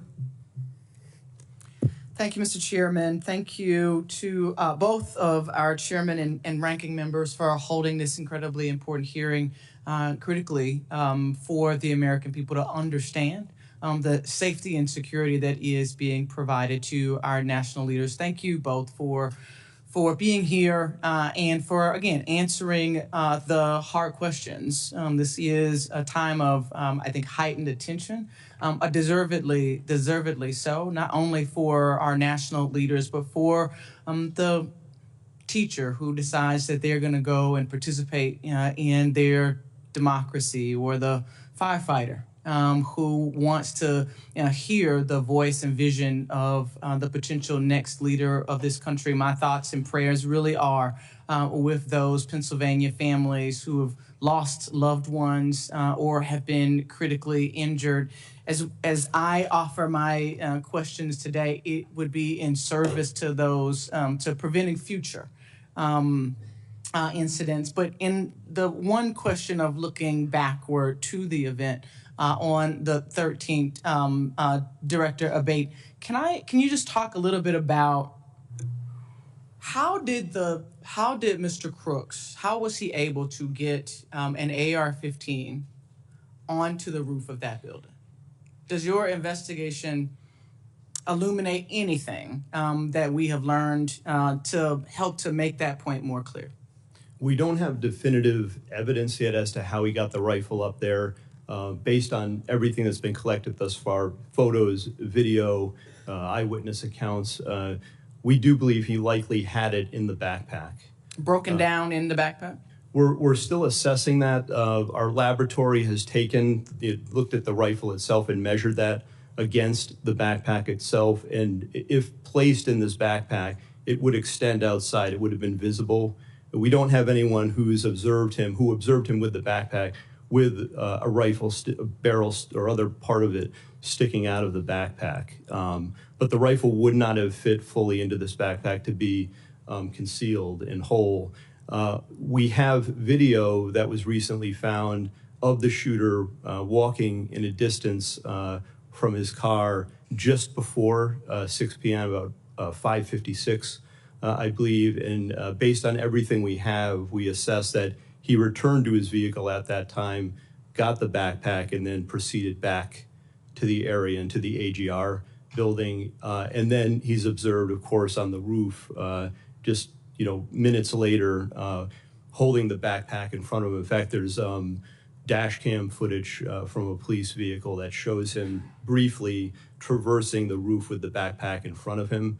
And then it's just minutes after that that he's actually seen by the officer who I described with the rifle on the roof. It's possible that he broke the rifle down, though we don't have conclusive evidence of that, and took it out of the bag on the roof in those moments before and reassembled it there. That's one of the theories we're looking at and working on right now. Thank you for that. You take me right, Acting Director Rowe. Thank you for your years of dedicated service and jumping in a hot time. But you take me right to this point of communication. There's been a lot of conversation about and even in your written and verbal testimony, you have talked a lot about the communication and the disparate nature in which it's happening across the different channels. One sort of foundational question that I have is, are all elements of an event communicated on the same channel? If I lost my kid and I'm at a big rally, are local law enforcement talking on the same channel about me losing my kid that they're talking about a suspicious individual? So when it comes to the locals, they likely have some type of common channel that they work off of in a county or an adjoining municipality. When it comes to the Secret Service, we do have various channels for various agents and our uniformed division officers working specific aspects of that advance. So it's not possible that the delay in communication or the losing of the thread of tracking this individual was sort of lost in the commotion of all of the other communications that could have been, or maybe was sort of separate from the communication channels that were happening. Senator, I can only speak to the Secret Service Sure. Lines of communication, and we did not have anything beyond suspicious person that was communicated to us. Last question really quickly, because I'm out of time, but Acting Director, was there any communication with the Secret Service that was talking directly with the former president's detail? That feels like there's been some question by colleagues about why the call wasn't made to delay the event.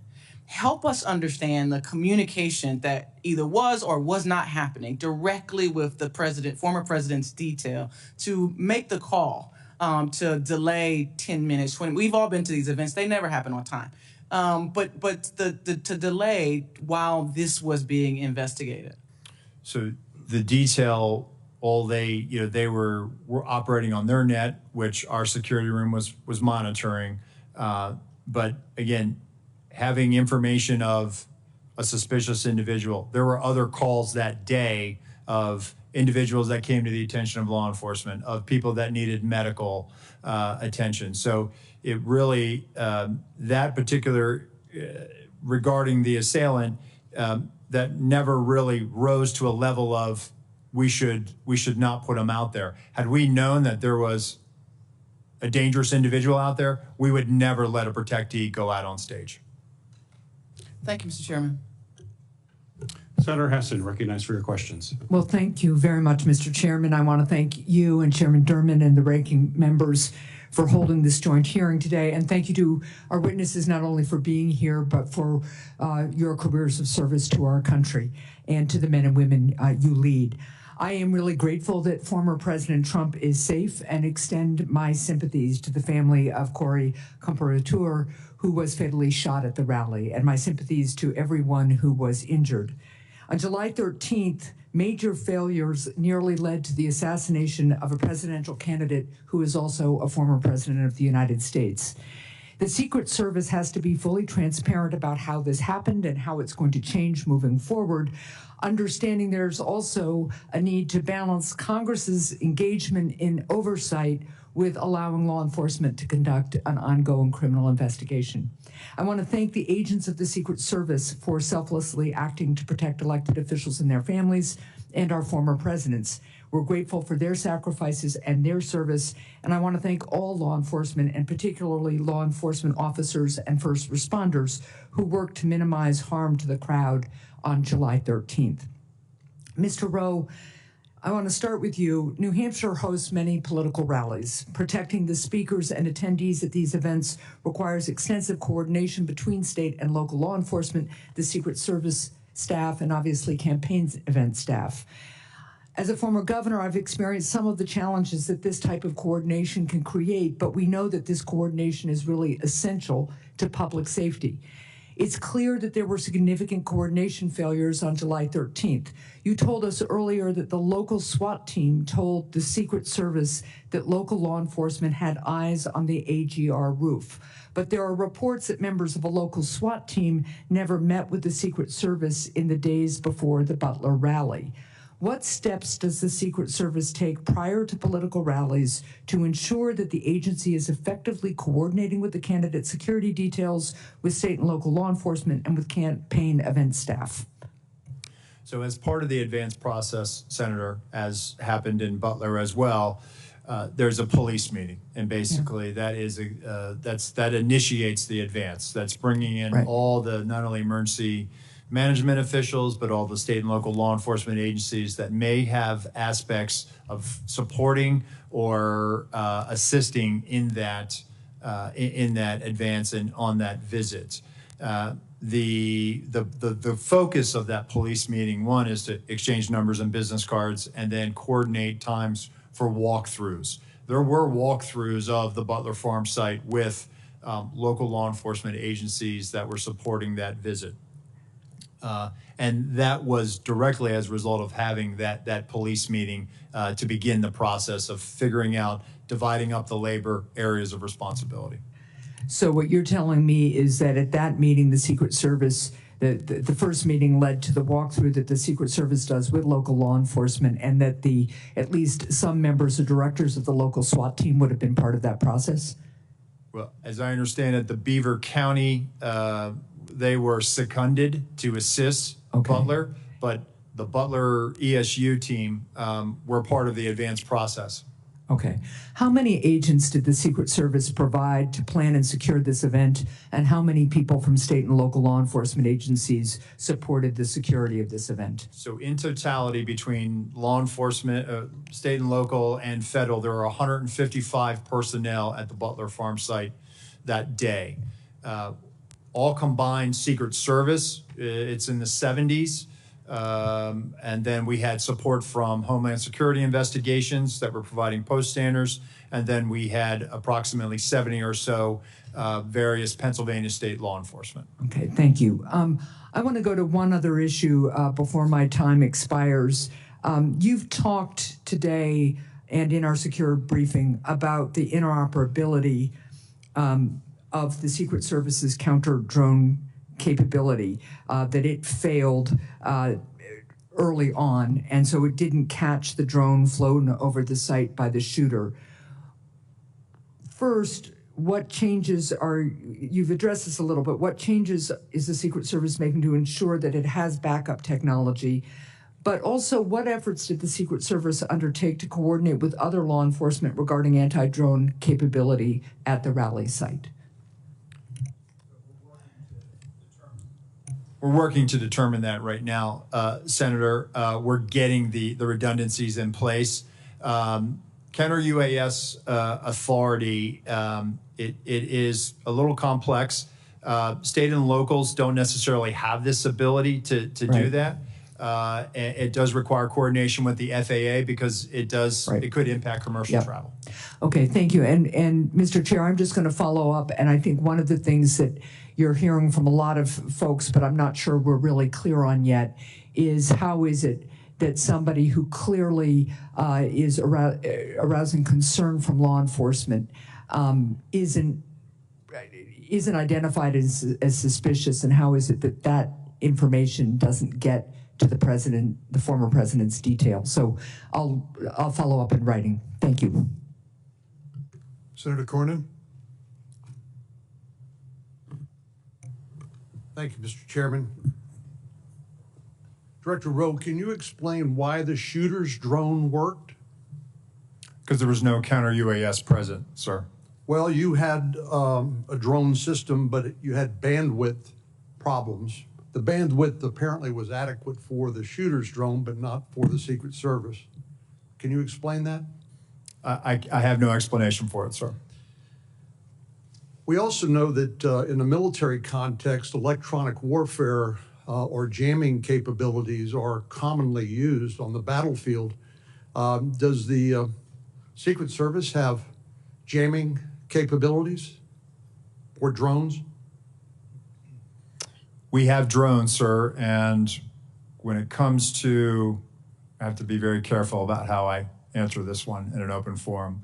What I can tell you is that we have technical security measures, sir, to address, I think, what you're asking me. Well, the question is, can you take down a suspicious drone? Because this can be used not only for surveillance by the shooter, which obviously it was here, but also drones can be weaponized and be used as a threat to the president, or in this case, the President Trump. Do you have the capacity to stop a weaponized drone? What I will tell you, sir, is that we have technical security measures that we utilize at permanently protected sites. We also have the ability in a limited fashion at temporary sites. What I can tell you is that on this day, the counter UAS system had technical difficulties and did not go operational until after 5 o'clock. So in this case, the shooter had a rifle, but somebody who wanted to kill a president for a former president or a candidate for president would not need a rifle. They could use a drone, correct? It is a potential threat vector. So this individual was identified as a suspicious person. Can you explain to us when a suspicious person becomes identified as a threat? Well, I think it's also when a weapon or some other dangerous item is then presented. A rangefinder would not render someone a threat as opposed to somebody who was under suspicion? I think the rangefinder is what initially brought him to the attention of local law enforcement. And why would the president be allowed to take to the stage while a suspicious person had been identified and before the Secret Service or local law enforcement were able to investigate the circumstances? So at that time, Senator, suspicion had not risen to the level of threat or imminent harm.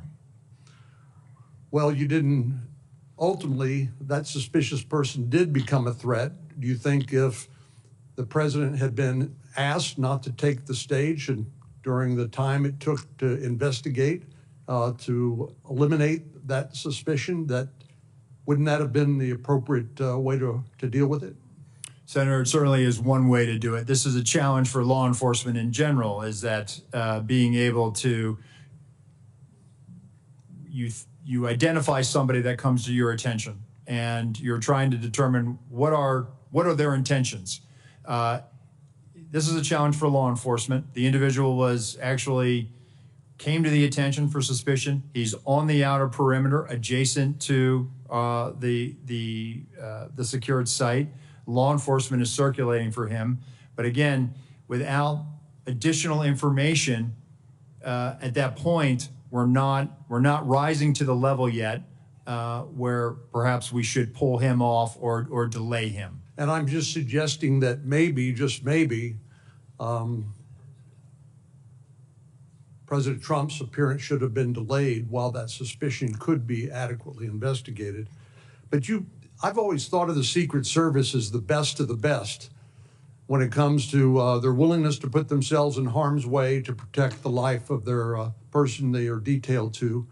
And I think you described the very rigorous process by which people are screened. And I think you mentioned the 2% standard. People who are interested in serving, only a very small fraction of those individuals are actually accepted in the Secret Service because of the high standards that your agency has.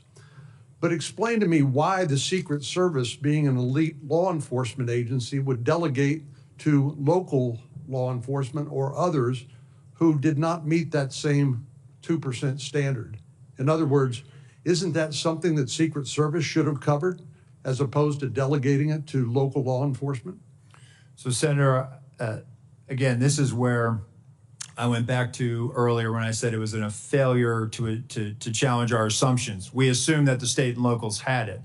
By no means do I want to diminish the commitment, and I'm sure you agree. State and local law enforcement do their jobs every day and protect the communities that you represent. No doubt about it.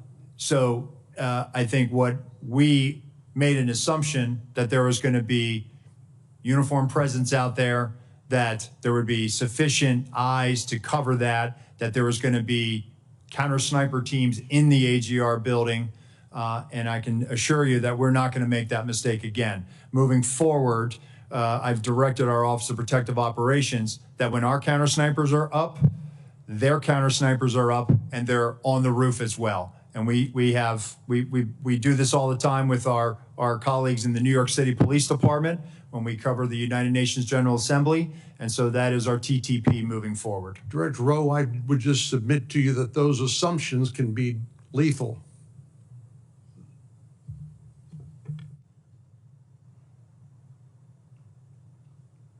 Senator Scott, you're recognized for your questions. Thank you, Chairman. Let me just follow up with what Senator Corning just asked. Do you know who makes the drone that the Secret Service uses? That Secret Service uses? Yeah, the one that that didn't work. Who's the manufacturer? Is it an American-made manufacturer? I believe it is, Senator. I'll get to the. We'll provide that to you in a queue for, sir. So we talked about this the other day. There's not in our very few times in history do our presidents get shot at. So you know that this is something that the American public is very interested in. So as Senator Johnson said, there's a lot of questions being asked.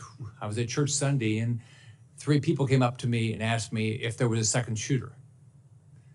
So there's all this information that's not, you guys are not responding to. When I was governor of Florida, I had 2 mass shootings. I had the Pulse nightclub shooting. I had the Marjorie Stoneman Douglas shooting, and we did 2 or 3 times a day, local, state, and federal law enforcement, FBI, everybody involved. We answered questions. What I asked you the other day is, why aren't you doing that? What you've allowed, what both of you have allowed, you've allowed the public to assume the negative. And so, which I don't get. I think you should have been doing, and I think you guys should have been doing all along, at least once a day press conferences. I think that you've got to tell the public what's going on. Having a hearing is really nice, but how often are we going to do this? I mean, you're clearly not going to do it here for another month and a half. So I asked you the other day, why aren't you doing press conferences? And are you going to commit to doing press conferences? I think what you all said the other day, you're going to ask Secretary Mayorkas and Director Rowe if you guys could do those daily press conferences and start giving the public information. What's the answer? So, Senator, that's why, one, I'm here today. I'm here today to provide information and answer those questions. And we are moving towards doing more frequent releases of information. And we are willing to do that press conference. And once we get through this hearing today, we are going to, in all likelihood, do one this week. Okay, so what's the commitment to the public that you're going to do press conference? I mean, are you going to, it's 17 days. I mean, the information, I mean, we are sitting 17 days into this, and I'm getting asked questions that I can't believe are true, but the public believes it's true. So what you all are doing is you're ruining your reputation, you impact the integrity of the federal government. It makes no sense to me. So are you going to commit to, are you going to do it once a month? I mean, both, and the FBI, the same thing, not just you. What did Director Rowe say? Did he say you couldn't do it? Senator, if I may jump in here. First, thank you all for your guidance in this regard. And in fact, we haven't done something every day, no doubt about that. But you know, we're focused from the FBI side on the investigation in part as we laid out here today. We actually, based on your guidance, we did a media engagement, not a stand-up type press conference just yesterday, and laid out in full everything that I've shared here, and even beyond that, just in the interest of time. But we are, because of the intense interest in this and the implications and the national importance, we've literally provided everything through media and through journalists and here, all of the information that we have derived from the investigation thus far. We remain committed to do that in full, answering any and all questions and sharing any and all information we obtain. Do you guys realize the value of going in front of the press and answering all their questions? I mean, you realize that if you don't do it that way, everything gets filtered. You get to put out all the information, and you should be providing. I mean, you should be every day say, this is what we know now. This is like Senator Johnson put together a timeline. You should have put together a timeline. You should immediately put out, this is what we know right now, and this is what we don't know. Like you've said, you don't know how the gun got up there, right? You've said it, but why have that should have been out all along? Say, we're looking at it, it doesn't make any sense. We've done this, we've done this, we've done this. If you do, I mean, I just don't get it. Why what you're doing? You're ruining. I've said this about the FBI. I mean, the people that work at the FBI, people work at Secret Service, they're great people. You're a black hole. You lose the support of the American public because people don't believe you're being direct with them. So I completely disagree with your approach. I just want to finish. I've got like everybody else. I said I did a letter July 18th. I haven't gotten any answers yet. I want to put it into the record, and I'd love to get the answers to this because this is what the public is asking for. They want more information. They want to know what happened, who's going to be held accountable, and how we're going to make sure this never happens again. Thank you. Without objection, it'll be entered in the record.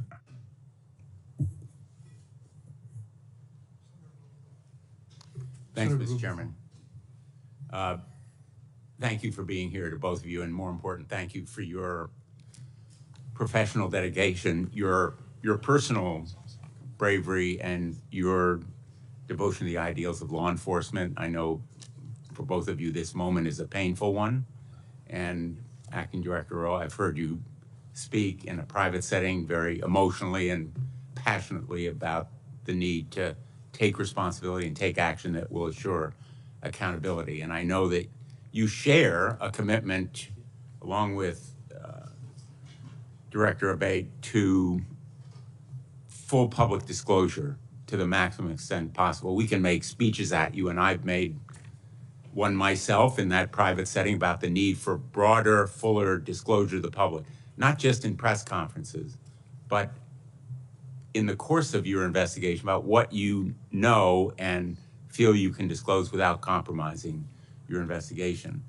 Let me ask you, last week, Senator Peters and Paul, along with Senator Johnson and myself, sent requests to both of your agencies to produce documents. We've only received a handful so far. Can you commit to when we can expect those documents? We will get them to you as quickly as we can, Senator. Can we expect them this week? We will work to meet that deadline, sir. And when can we expect all the communications, the text messages that agents have sent to each other? Eventually, all of it is going to come out, as you know.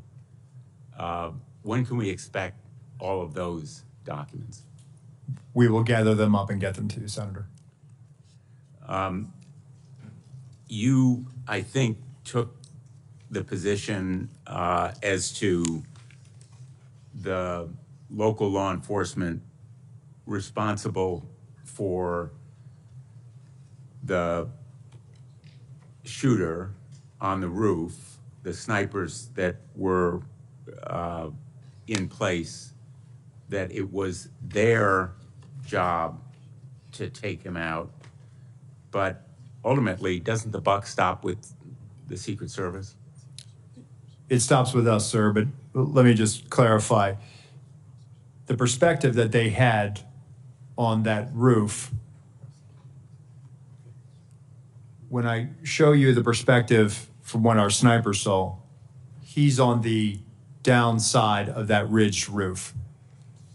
Their perspective from the AGR building, looking out, their area of responsibility, looking left, they should have been able to see. You can see in that photo in Exhibit A, which we will make part of the record and turn over to the committee.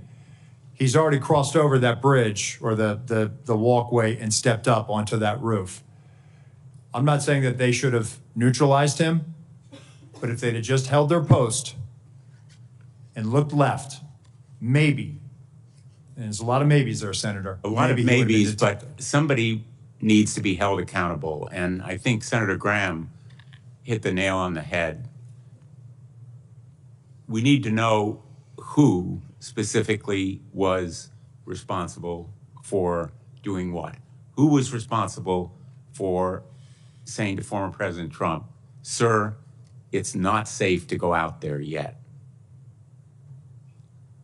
Who was responsible for making sure that those local law enforcement were doing their job? Who was responsible for tracking down that suspicious person who fit the profile? 10 to 25 years old, young male. The FBI has warned us about it year after year after year. Director Rowe has come before us and said, the threat is from domestic extremism. The lone gunman, we're all aware of it in law enforcement. So I think we need individual accountability here, and people need to be held responsible, in fact, lose their jobs, if necessary, to send a message that this massive intelligence and surveillance failure, as well as the enforcement failure, cries out for accountability. Let me just ask, in the short time I have left, what is the nature of the Iran threat?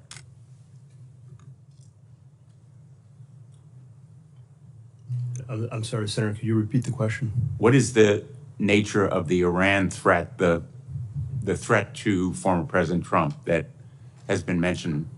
Well, we know that, let me be clear here, the terrorist regime of Iran have been targeting people, our country, for many, many years now. We've talked about that here before. I want to be clear about that. From the FBI standpoint, we know publicly they've targeted former President Trump. They've called for his assassination along with other current and former government officials. That's public information. It's known to everyone. A specific or imminent threat on July 13th? We have no information that there are any co-conspirators, or that foreign or domestic, including Iran, related to this. But we're not, I want to be clear, we have no evidence of that. We're not ruling anything out. We're looking into all possibilities and leaving our minds open to that. Was that on the minds of the Secret Service on July 13th, that there might be some threat from Iran? Sir, we, as Deputy Director Abbate just said, we're aware of the public sentiment and statements of the government of Iran to do harm to Donald J. Trump, and we use a threat-based model. Thank you. Thanks, Mr. President. Senator Ossoff, you're recognized for your questions.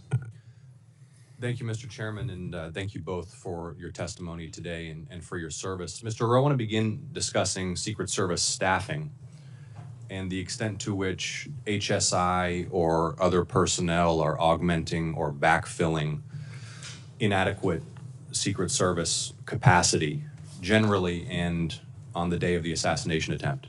To what extent are HSI personnel, for example, filling close protection roles that would normally or optimally be filled by Secret Service personnel? So,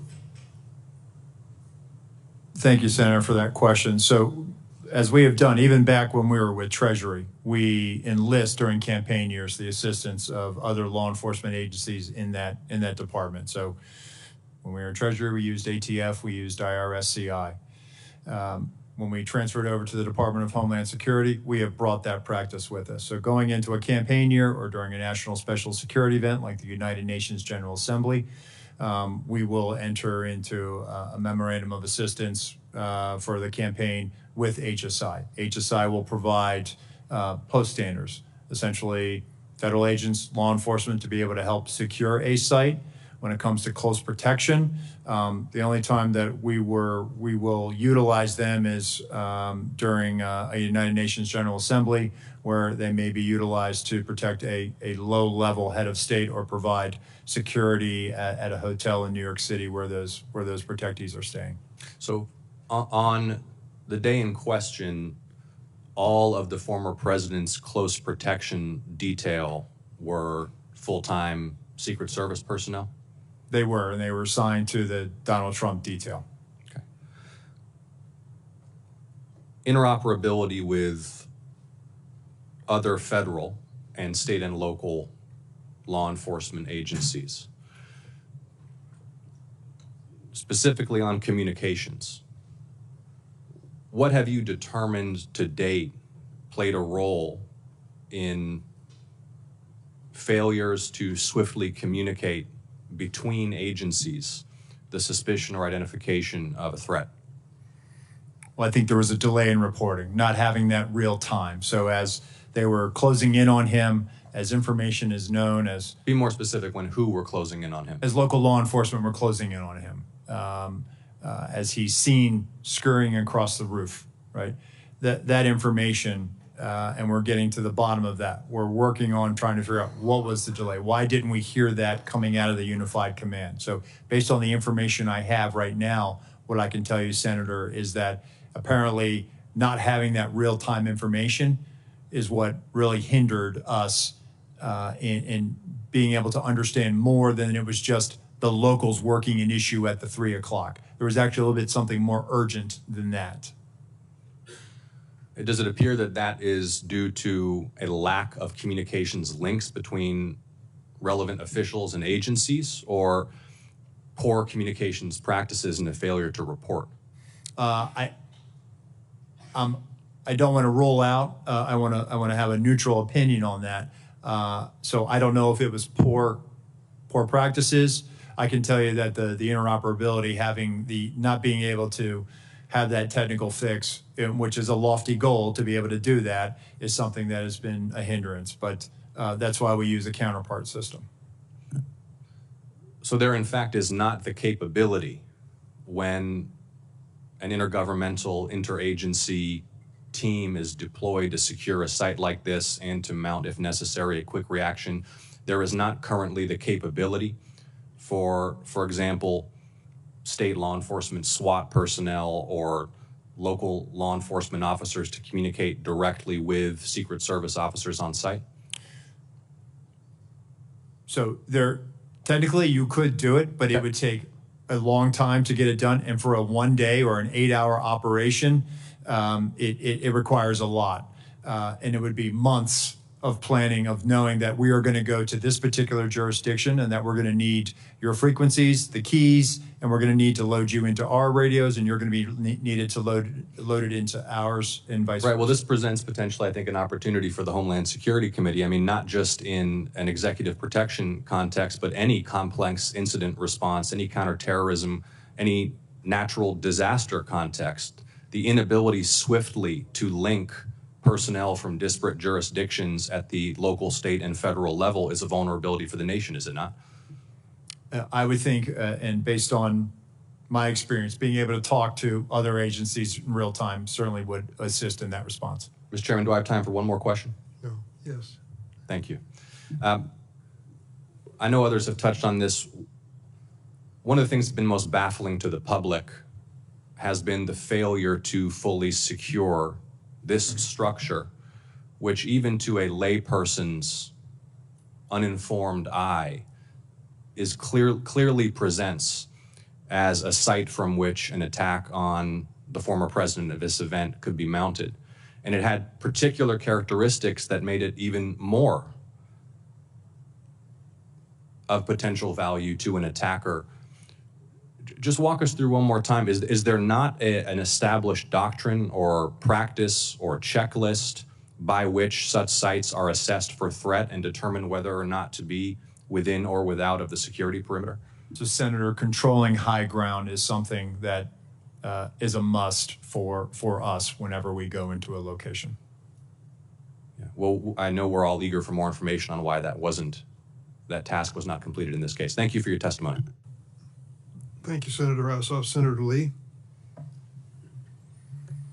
Why was President Trump allowed to take the stage at 6:02 p.m., exactly 17 minutes after multiple suspicious person reports were provided, complete with photos and information suggesting that the assailant had a rangefinder, something that ordinary people don't use in this kind of circumstance? Senator, again, it was suspicion, not weapon, or there was never communication of that there was an individual with a gun or threat or other bad intentions. How many suspicious person reports did you receive that day? I'll get back to you on the exact number, but there were other individuals that came to the attention of law enforcement that day. Would President Biden ever be allowed on stage under similar circumstances with an unresolved set of multiple suspicious person reports provided, including indicating that there was a rangefinder involved? Senator, I can tell you that a suspicious person on the outer perimeter with local law enforcement attempting to locate would happen, but I would need more information as far as whether or not we would allow the president to go on or off. Again, for us, it comes down to weapon, a potential threat. Is the individual carrying an IED? Is there a weapon? Is there some other factor that now ramps up our attention to let's hold off on this? If there were 8 shell casings found next to the assailant's body, but he was neutralized after the first shot, where do those other shots come from? Where do the other shots go? As far as the assailant's shooting? Yes. So did the assailant get out 8 shots, or were those shell casings left from the day before? Where did they come from? The shooter, Senator, we believe fired 8 rounds. We had the shooting reconstruction team go out there for a period of days and collect all that. So we have bullet holes, bullet fragmentation, all taken back, and we're still putting together the trajectory and ballistic analysis, although we do have fragments of the bullets, and bullets have been collected in the distance from the shooter's weapon. Gotcha. It's my understanding there was a sniper team assigned to a window with complete overlook, complete view of the roof, the same rooftop, sloped rooftop where the shots were fired. It's also my understanding, according to some whistleblower accounts, that post was abandoned. What can you tell me about that? Why was it abandoned? So I saw that from the colonel's testimony, sir, and it's something that I've asked and our mission assurance is getting to the bottom of. And there were two-man counter-sniper teams from the locals that were in that AGR building. And so at some point they just left? That I don't have an answer for you on that, Senator, but it seems to me that if even one of them left, there should have been remaining some additional eyes left in that building. Yeah, that seems like something that maybe should be one of the very first questions you address. I'm actually surprised that you don't know that already, and I'd ask that you submit to us in writing what you learn as soon as you learn it. Will you commit to that? Yes, sir. What can you tell me about, well, let me just state this way. Multiple requests were made by Trump's protective detail and by Trump's campaign team to the Secret Service for additional resources. I'm told that those were denied. And as I recall, the Secret Service spokesperson initially denied that such requests were made and denied. Why not tell the truth from the outset? What were they trying to do there? So, Senator, I don't think there was any intention to mislead. Seems like a pretty material fact, doesn't it? I saw that report. Go ahead, Senator. Will you commit to me that you will submit to us in writing what requests were made, by whom, and to whom, and when they were denied? I will, sir. Okay. Look, at the end of the day, we're looking at a situation in which, at a minimum, people knew that this guy had a gun at least 2 minutes before the shooting happened. I want to know what you can tell me about what happened during that final 2-minute period, where a whole bunch of people in the crowd saw and were shouting, "He's got a gun." During that 2-minute period, perhaps at the beginning of it, the local police started to climb the rooftop, and there was at least 30 seconds after which local police were able to personally observe the shooter with a gun, had the gun pointed at him. What happened during that time period, and why on earth was President Trump not removed from the stage at that moment? So again, Senator, the reason why President Trump was not removed was, again, we did not have anything more than locals working an issue at the 3 o'clock. Wasn't determined as to whether or not it was the same individual or not, and there was no report of the same individual as what? The same suspicious individual. Right, but we've left the category of suspicious individual at that point. You've got a guy with a gun on a rooftop 136 yards away from the stage. You know that he's got a gun at that point. What happened during that time period that did not result in President Trump, his protective detail, being notified of that and him immediately being removed from the situation?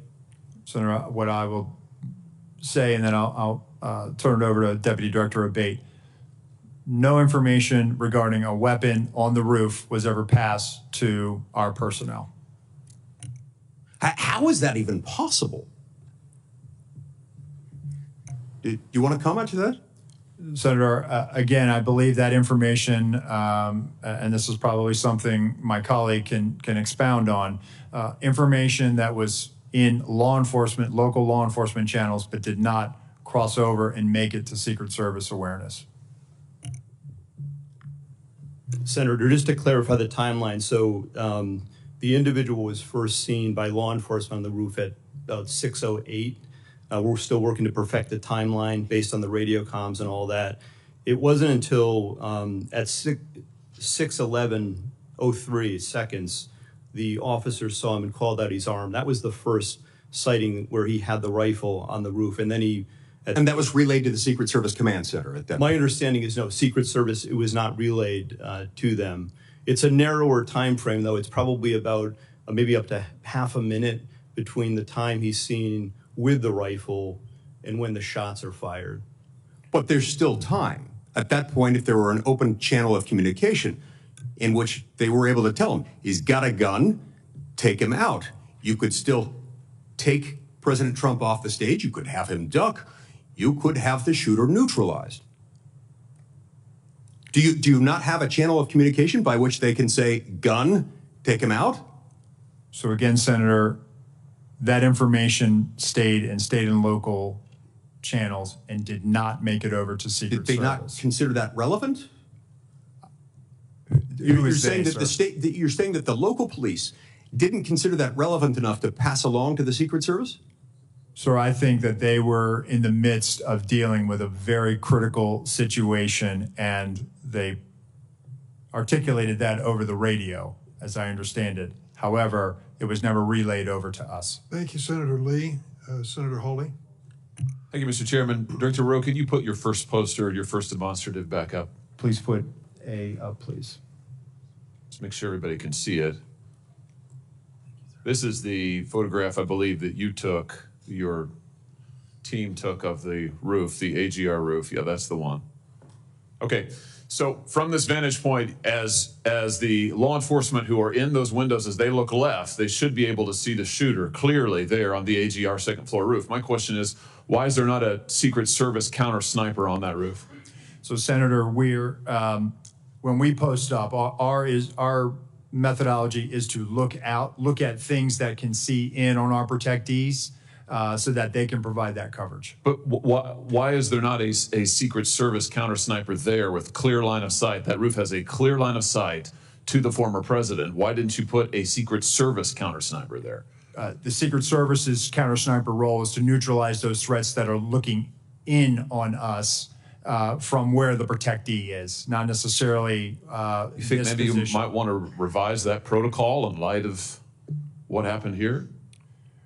They were protecting the principal, and I think the principal got shot. I understand that, sir. So do you think you might want to revise the protocol? Let me ask you this. Who was the lead site agent who made the decision to leave the AGR building completely outside of the security perimeter? Who was that? Senator, I cannot give you that name. This person is operational. They're still doing investigations. They're still doing protective visits. Have they been relieved of duty?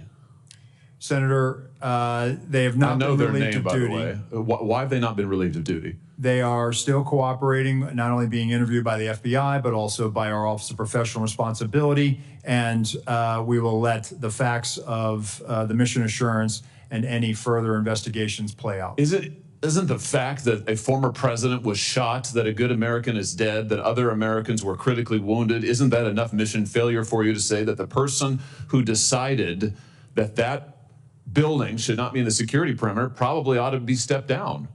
Senator, I think you're using the word decided, and I think we need to allow the investigation play out to include. So who did make the decision then? If it wasn't the lead site agent, who made the decision not to put that in the security perimeter? Senator, you're zeroing in on one particular agent. I want to find out exactly what was the entire decision process. So I think I want to be neutral and make sure that we get to the bottom of it and interview everybody in order to determine if there was more than one person who perhaps exercised bad judgment. Well, sure. My question is, why don't you relieve everybody of duty who made bad judgment? So yeah, you're right. I am zeroing in on somebody. I'm trying to find somebody who's accountable here. And you're telling me that the person who made the decision not to include this in the perimeter has not been relieved of duty. What about the person who's in charge of the interoperability of radio frequencies between local law enforcement and Secret Service? Has that person been relieved of duty? No, Senator, because interoperability is a challenge, is a greater challenge than just one person. On that day, we had a counterpart system. It failed As the person who made the decision to send Donald Trump onto stage knowing that you had a security situation, has that person been relieved of duty? No, sir, they haven't. Has the person who decided not to pull the former president off of stage when you knew that, in your words, the locals were working a serious security situation, has that person been relieved of duty? No, sir. Again, I refer you back to my original answer that we are investigating this through a mission assurance. And as opposed to zeroing in on one, what more do you need to investigate to know exactly what the decision-making process was? What more do you need to investigate to know that there were critical enough failures that some individuals ought to be held accountable? I mean, what more do you need to know? What I need to know is exactly what happened, and I need my investigators to do their job. And I cannot. A lot of people didn't do their jobs. I cannot put my thumb on the scale. Otherwise, what do you mean put your thumb on the scale? You're asking me, Senator, to completely make a rush to judgment about somebody failing. I acknowledge this was a failure of the Secret Service. Is it not prima facie that somebody has failed? A former president was shot. Sir, this could have been our Texas school book depository. I have lost sleep over that for the last 17 days, just like you have. Somebody to hold them accountable. I will tell you, Senator, that I will not rush to judgment, that people will be held accountable, and I will do so with integrity and not rush to judgment and put people unfairly persecuted. Unfairly persecuted? Unfairly, people sir. Who are we dead. have to be able to have a proper investigation into this, Senator. You said earlier that you've got to make sure that your protocols are followed, and unless there's a protocol violation, people wouldn't be disciplined. I would just say to you, I don't really care that much about your protocols. I think if your protocols don't provide for the fact that when a former president is shot, when an American is killed, when other rally goers, innocent people who just showed up on the day, when they are shot at and critically wounded, if that isn't a protocol violation prima facie, you should revise your protocols. Senator, I think this is where you and I agree. This was a failure, and we will get to the bottom of it. Well, I hope you're going to do something about it. Let me ask you something else. The Real Clear Politics reports this morning that you were directly involved in denying additional security resources and personnel, including counter-snipers, not just to this event, but over the last 2 years, that President Trump's team repeatedly asked for these additional resources, and you personally were involved in denying them. Is that true? Senator, as I stated earlier, that is not true. So you never denied any resources to former President Trump's team? No, not me. No, sir. And you weren't involved in any of that? You were never involved in the decision-making? No, sir, I was not. Let me ask you just one or two other things here quickly. Well, whistleblowers tell me that, in fact, law enforcement were stationed to be on that roof and that law enforcement abandoned their post because it was too hot. Is that accurate? Senator, I have heard that as well. Again, they posted up inside. And I think moving forward, as I said earlier, we're going to ensure that state and local counter snipers are on roofs. But do you know if someone was supposed to be on the roof? Do you know if someone was in fact? That's what the whistleblower tells me. That may or may not be accurate. Do you know that to be the fact? Was somebody posted to the roof, local law enforcement or whomever? I do not know that to be a fact. Well, can I ask you why you don't know that? Again, Senator, we are looking at this, and they should have been on that roof. And the fact that they were in the building is something that I'm still trying to understand. I just want to express my frustration, Director, that 17 days or whatever it's been, that whistleblowers are telling us more than you are, and you don't know, you haven't ascertained if there was supposed to be law enforcement on the roof. That seems like a pretty basic fact. I'm also told that local law enforcement suppliers offered the Secret Service drones, and you declined them. Is that true? So, Senator, one, I've been very transparent and forthcoming. Your agency has not been transparent and forthcoming, so please, let's not go there. I have been forthcoming, sir. That remains to be seen. You've been on the job a few days. So far, you've fired nobody. Now, the drones. Thank you, Were Senator. you offered drones? Senator So Hawley. there was an offer to fly a drone on that day. And why did you deny it? Again, I think the ability of local law enforcement to provide an asset, we probably should have taken them up on it if it was offered. Senator Cruz. Thank you, Mr. Chairman. Mr. Rowe, thank you for being here. I agree with what you said at the outset, that the individual Secret Service agents demonstrated remarkable personal courage, putting their bodies in between the line of sight of the shooter and the president. That being said, the bravery of the line agents is quite different from the decisions of Secret Service leadership. Secret Service leadership committed catastrophic security failures, indeed the worst security failures for the Secret Service since 1981, since the attempted assassination of President Ronald Reagan. It is incumbent upon this committee to determine why those security failures happened. Just after the shooting, Secret Service put out an official statement from your spokesperson that says there's an untrue assertion that a member of the former president's team requested additional security resources and that those were rebuffed. This is absolutely false. In fact, we added protective resources and technology and capabilities as part of the increased campaign travel tempo. Was this tweet accurate? With respect to Butler, Pennsylvania, it is accurate, sir. It is accurate that the Trump team had not asked for additional security and had not been rebuffed. If you're talking about Butler, Pennsylvania, all assets requested were approved. If you're talking about the media reporting of assets requested, there were times when assets were unavailable and not able to be filled, and those gaps were staffed with state and local law enforcement tactical assets. So I'm reading from the Washington Post, July 20th, 2024. Secret Service said to have denied requests for more security at Trump events. The opening paragraph, top officials of the U.S. Secret Service repeatedly denied requests for additional resources and personnel sought by Donald Trump's security detail in the 2 years leading up to his attempted assassination, according to 4 people familiar with the requests. Is that right, that repeatedly the Trump detail asked for more resources and repeatedly Secret Service leadership turned that down? That is not accurate, Senator. Assets are requested. There's a process that is made. And how many requests did the Trump team or the Trump detail ask for? I can get you that number in a queue. You don't know now. So I can speak to the ones that were reported in the Washington Post, and we can go through them if you like. But you don't know how many requests there were. In general, how many requests since 2021 that the former Trump detail has made a request for assets? You've had 2 weeks. You had a spokesperson put something out that is false on its face. By the way, did you approve this statement when it went out? I don't know if I did or didn't, Senator. Has this spokesperson, is he still employed? Does he still have a job? He is still employed, Senator. So he lied on behalf of the Secret Service. He still has a job. Did your predecessor, the former director, did she approve this statement? Senator, our comms team, they send out statements. They do deconflict them and they put them out. Did she approve this statement? I don't know if she did or did not, Senator. And you don't know if you did either? I don't recall approving it, Senator. Will you commit to provide this committee in writing every written request for additional resources from the Trump campaign or the Trump detail and every response from Secret Service? Senator, I will commit to providing responses and getting you the information that you are seeking. Let me ask you something. And who makes the decision to deny those requests? Did you make that decision? Which requests? Are you talking about the ones that were in the Any of Washington them. Post? Yes. So the process, sir, is that a detail will make a request for either staffing, technical assets, that is handled between the field office and the detail. It goes up to a logistics office between our Okay, so there's a bureaucracy. Is there a decision maker? It's not a bureaucracy, Senator. Give me It's the a person process. that's a decision maker. Is there one?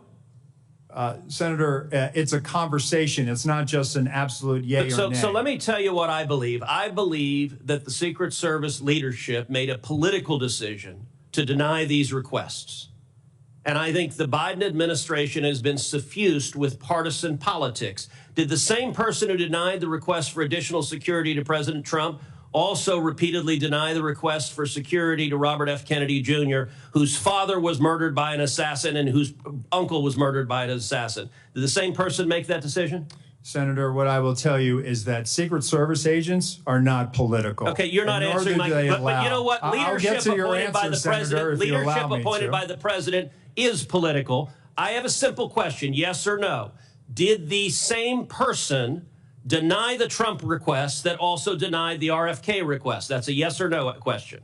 Senator, that is not a yes or no question. One, there is a process for a candidate nominee to receive protection. Is there? Does the buck stop anywhere? Does the buck stop anywhere? Bipartisan process that the Hill It's a bicameral, bipartisan process. What camera? For a candidate, you are not a Congress. You don't have a camera. Mr. Kennedy submitted a request that was referred over to the CPAC. Okay, you're refusing to answer the question. Let me ask, because the failures on that day were catastrophic. By the way, is it true that on the day of the Butler event that Secret Service transferred agent from President Trump to the First Lady?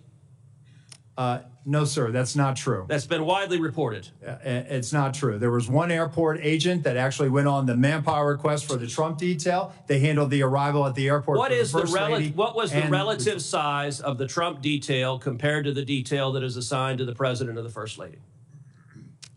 Senator, the former president travels with a full shift, just like the president. What's so the exact same size? Is that your testimony that President Trump had the same size detail that President Biden has?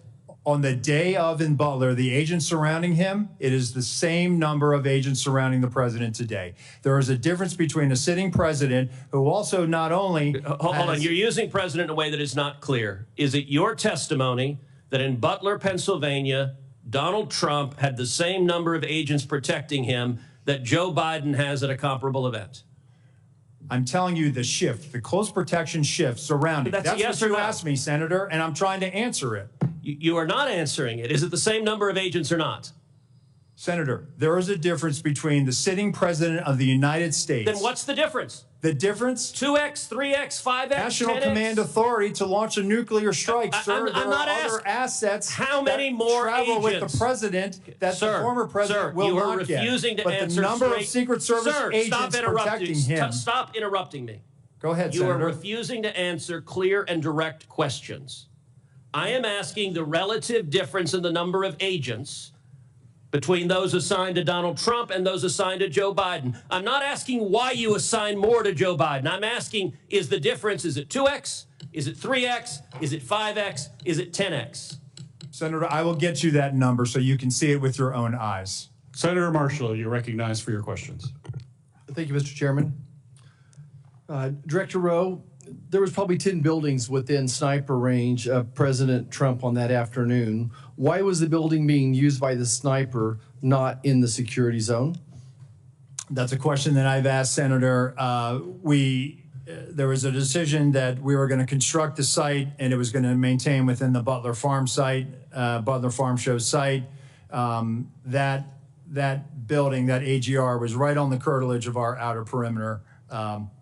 And it's something that I, again, having been there and walked it, I had a hard time understanding. So there's no protocol that says anything within 300, 500 yards, direct line of the president, should be in or out of the security zone. There's not a protocol that describes that. So, Senator, what we try to do is we try to either control the high ground or mitigate line of sight concerns. Okay. You've stated that on multiple occasions, President Trump's team was denied more of a detail, more assets. Who denies that? Who's the person that denies that, generally speaking?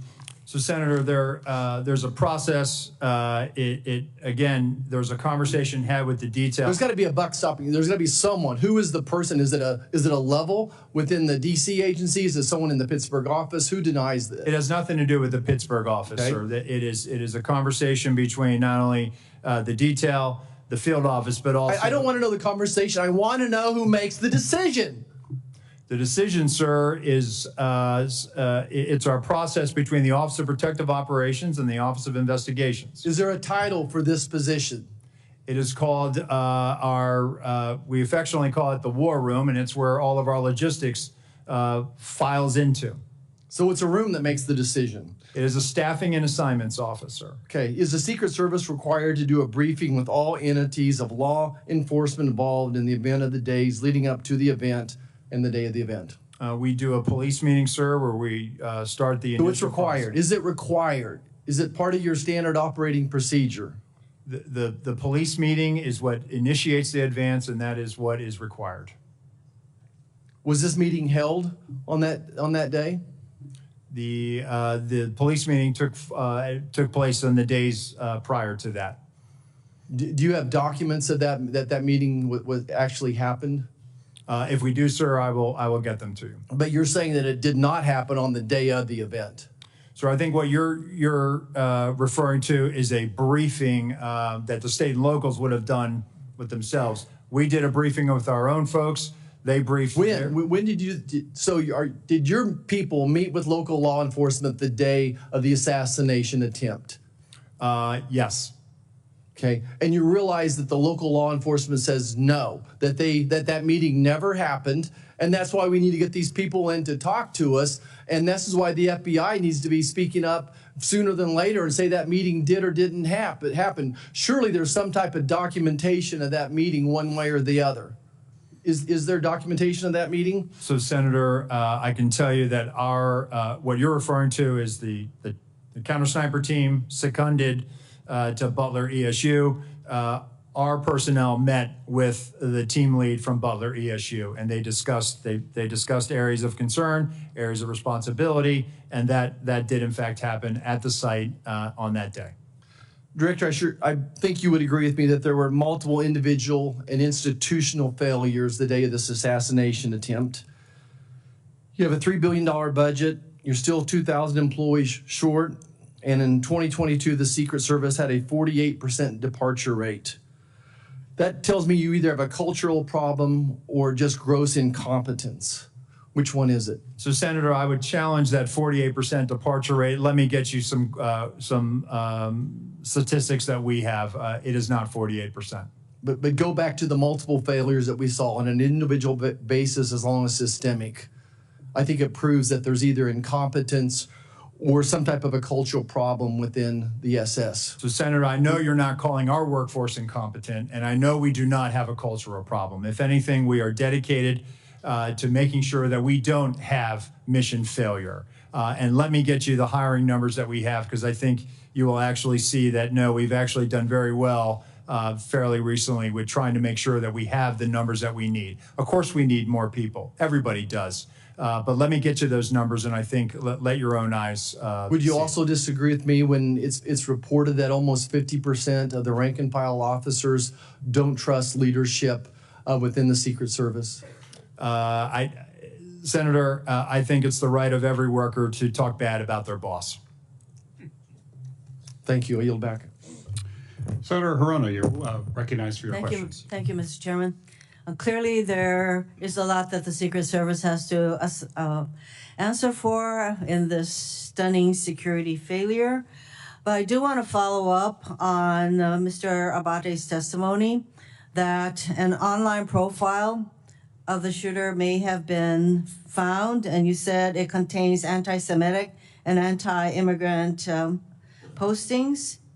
Can you elaborate? Have you found anything further in the shooter's profile? Senator, this was just discovered, as I mentioned, and it's being closely analyzed right now. We need to verify that it is, in fact, that it belonged to the now deceased shooter and that he made these comments. So that's why I felt it important in the interest of transparency to share that here, but add the caveat that we still have a lot of work to do, which we're working on quickly to determine that. It's of importance, I think, because if it is, in fact, the shooter that posted these comments, it's the first real indication where he's expressing what are described as extremist views and talking about political violence. I take it that once you determine that it was in fact the shooter who posted these kinds of comments, that you will let the public know as well as this committee?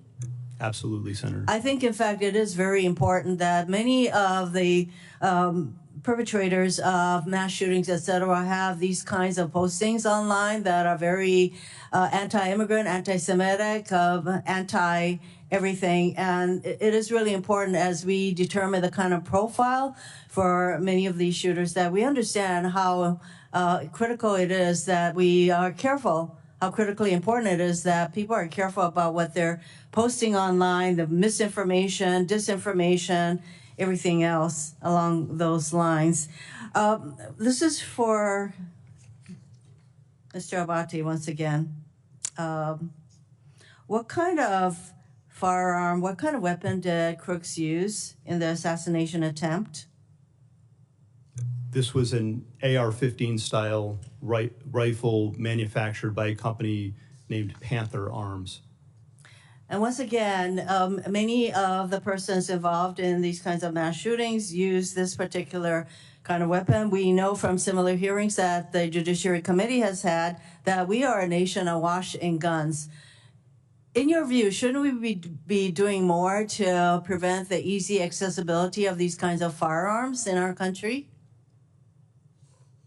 Senator, we're focused on collecting the facts here, and I'm not going to comment on something like that. Well, I know that that there is a hesitancy to ask about firearms and all of that, and I should think that as a law enforcement person that you probably have some opinions along those lines, but you don't want to articulate what to many people in our country. There's a causal factor here, the easy accessibility of guns. And I want to ask that question because I think it's important that the American people understand that, we are a nation that is awash in guns, and we have more mass shootings than any other country. And yet we have been unable to pass the kind of laws that prevent these kinds of firearms to be easily available, that we have not done enough to promote gun safety in our country. And Mr. Chairman, I wanted to articulate that as the elephant in the room that nobody wants to address, including apparently our law enforcement officers. I am disappointed in that, but obviously we have work to do to create a much safer environment and to prevent persons who have these kinds of ideological perspectives and who are, I would say, who have these kinds of profiles to have such easy accessibility to the kind of firearms that can cause mass death and destruction. Thank you, Mr. Chairman. Senator Langford, recognized for your question. Chairman, thank you. Thank you to both of you for the testimony today.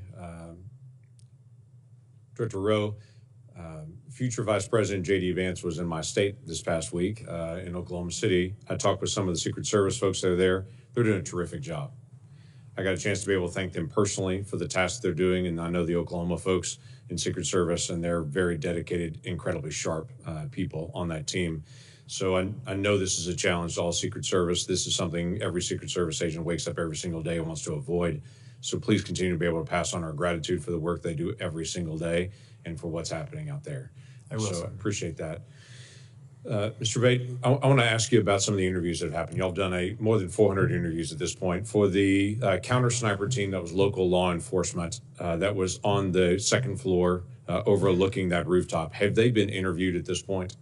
Yes, Senator, I believe that each of them have been interviewed. Do you know offhand if they were at their post at that time, able to look across that? They were at that post at sometimes, do we know they were at that post at 6:08 to 6:11? My understanding, and I want to be fair, I have not read the reports directly, but I've been briefed on some of it.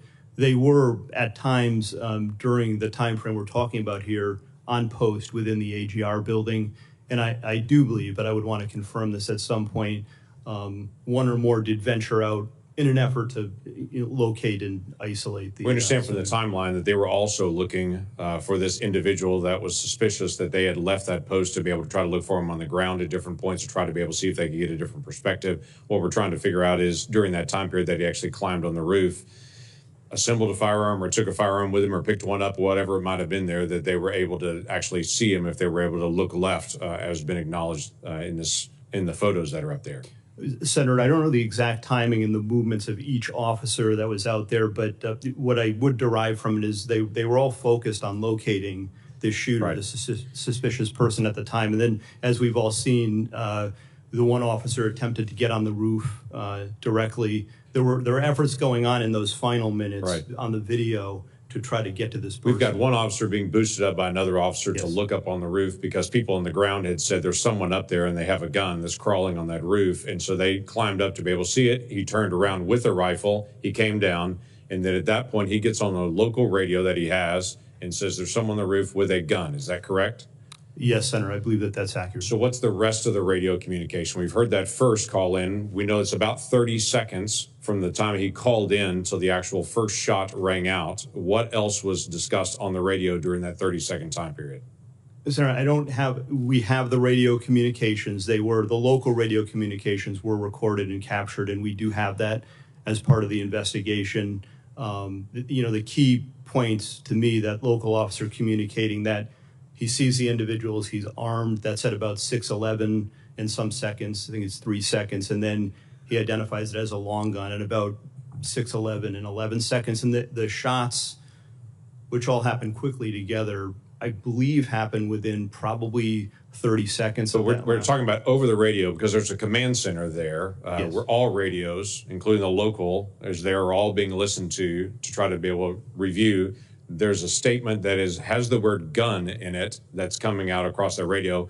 We only know that first communication. We don't know what came back and forth on that. We'd like to get transcripts of that conversation that was done in local law enforcement. But coming into that command center, there's also the word gun coming through one of the radio frequencies. I would think that would be communicated pretty quickly to everybody across the spectrum. 30 seconds is not long, but that's an NFL play plus a huddle plus the next play. I mean, that's quite a bit of time still to be able to respond. When Secret Service moved to be able to protect the president once the first shots were fired, within 2 seconds, they're gathered around him.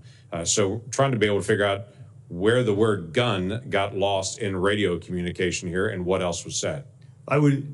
Certainly we will share the communications with you and the committees, Senator. I will note, just from my notes, there was effort within those minutes and seconds once the gun was announced. There's other communications where the local police are talking about deploying a QRF and responding, and that they've got the building surrounded. So it's not in a void. I don't want to give you the misimpression. Right, I understand. But typically, I would assume for Secret Service, if they hear over the radio over something gun, they're moving to be able to protect the detailee, the person they're protecting at that point, the protectee, that they're moving pretty quickly at that point if that's what's actually coming out. And so that's what I'm trying to be able to figure out, how that didn't get communicated out to the people that were directly in front of the former president at that point. And the last question I'd have, I only have a second left, is just, was there any overhead drone? We've talked about counter drone, but any visibility that Secret Service had to be able to see the field and all the operation in their own ability? No, sir. And as was asked by another senator earlier, it appears that there was an offer by a state or local agency to fly a drone on our behalf, and I'm getting to the bottom as to why we turned that down. Okay, thank you. Senator Kennedy, you're recognized for your questions. Thank you, Mr. Chairman. Mr. Abbate, am I saying your name right? Yes, Senator, thank you. You are the Deputy Director of the FBI, is that correct? Yes, Senator. Is there any doubt in your mind or in the collective mind of the FBI that President Trump was shot in the ear by a bullet fired by the assassin crooks? Senator, there is absolutely no doubt in the FBI's mind whether former President Trump was hit with a bullet and wounded in the ear. No doubt, there never has been. Okay. I've been part of this investigation since the very beginning, and that has never been raised. You're sure? Yes. It wasn't a space laser. No. It wasn't a murder hornet. Absolutely not. It wasn't Sasquatch. No, Senator. It was a bullet. It was a bullet, Senator. 100%. Fired by crooks Yes, sir. that hit President Trump in the ear and almost killed him. 100%, Senator. Okay, glad we cleared that up. I don't want to get off the subject here. Did the FBI just settle 2 lawsuits, one wholly, one in part, in which the FBI agreed to give Peter Strzok $1.2 million and Ms. Lisa Page $800,000? It's my understanding, Senator, that the Department of Justice was involved in that, not the FBI. The FBI had nothing to do with it? There may have been consultation with our general counsel's office, but Does the FBI have to sign off on it? I don't know the answer to that. I don't believe so, but I would want to confirm that. I would like you to, this would be the same Lisa Page who said to Mr. Strzok, quote, Trump's not ever going to become president, right? Right, to which Mr. Strzok said, quote, no, he won't. We will stop it.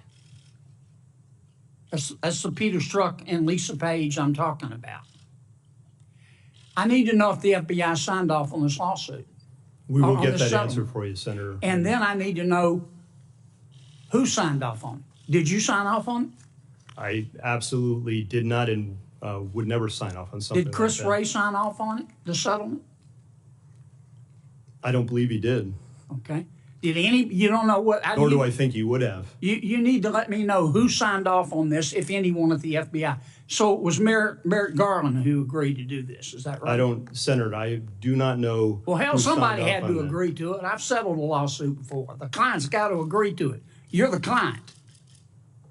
Understood. I'm gonna direct in to the Department of Justice to answer those questions. Get me That's- that information if you would.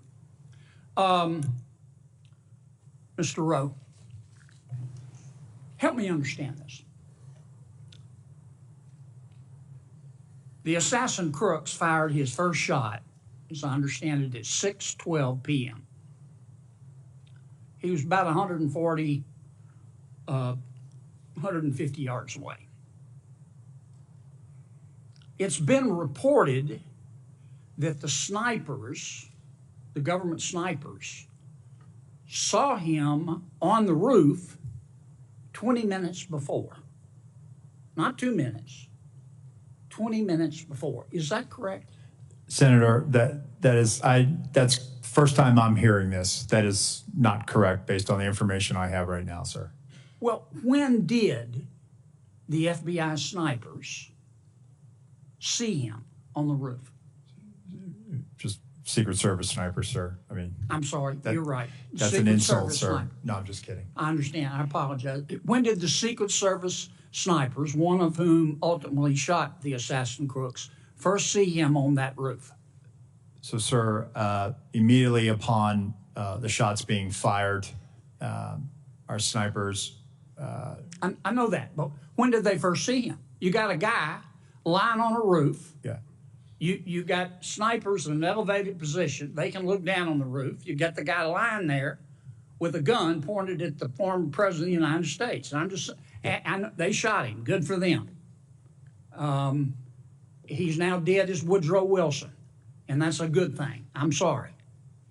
God forgive me, but it's a good thing. But when did the snipers first see him? As soon as he presented himself as a target and a threat to the president, sir. And when was that?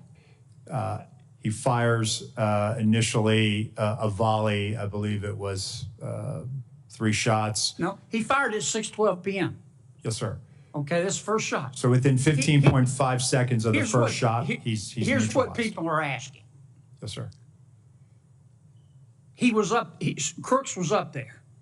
The snipers at some point saw him Yes, sir. our snipers, because they killed him. Yes, sir. When did they first see him? It has been reported repeatedly that the snipers first saw him 20 minutes before. That's more than a quarter in an NFL football game. Yes, sir.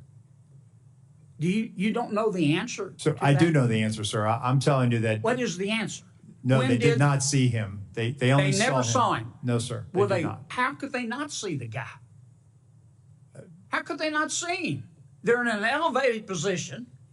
They're checking rooftops. They're looking around. Yes, There's sir. 2 government snipers. How could they not see him? There he was, big as Dallas, lying there with a gun pointed at the president. How could they not see him? I believe he was obscured by that roof, sir. He did not pop up. The roof is flat with ridges. He's below the line where they would have seen him, sir. There is he did have concealment. I'm not going to say it's cover. He did have concealment, and then ultimately gets into firing position and fires. And within 15.5 seconds of his first shot, he's neutralized. All right, I've gone way over. You gentlemen need to answer these questions. Mr. Deputy Director, get me that information about those lawsuits. Senator Rosen, you recognize for your questions. Thank you, Chair Peters, and Ranking Member Paul for holding this important hearing on the attempted assassination of former President Trump. I am grateful for everyone's service and dedication. However, it's critical that this committee get to the bottom of what happened that day so that we can prevent any future catastrophic security failures and ensure that nothing like this happens again. And so, Director Rowe, given that the event took place in a rural area, we've talked a lot about connectivity issues.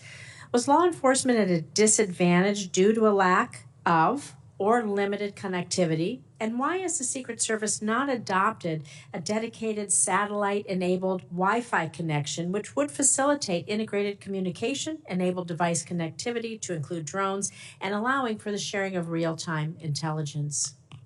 So, Senator, thank you for that question. So, based on what I've seen, that radio connectivity, cellular was an issue that day. With respect to the satellite broadband, that is something that I've tasked our CIO, and then we're getting some support from the Department of Homeland Security on. So we will start to leverage whatever asset we have to ensure that connectivity. Well, I can tell you that we have those SEER ratings in Homeland Security, those special event ratings that we have for things like the Super Bowl. We have it a lot in Las Vegas, and they do bring these mobile units to be sure that we have all the dedicated Wi-Fi cell service and integration that is absolutely necessary for securing a huge event. And so I look forward to hearing about that. Thank you. I want to talk a little bit about intelligence for lone wolf actors, because although we have not been made aware of any specific intelligence the Secret Service or others had in the shooter before the event, we do know that we have intel on Iranian threats against the former president. And so again, Acting Director Rowe, could you talk to us about how you utilize intelligence collection as a way of mitigating threats from state actors like Iran compared to what you do, compared to lone wolf actors, what it seems to be like the attempted assassin that we have here in Crooks. And so, and what are the specific challenges with the intelligence collection as a mitigation tool against lone wolf actors versus state actors? So Senator, first let me preface by saying the Secret Service is not a member of the intelligence community. However, we are their biggest consumers of information, and we receive that information regularly, especially as it pertains to our protective mission and the people that we protect.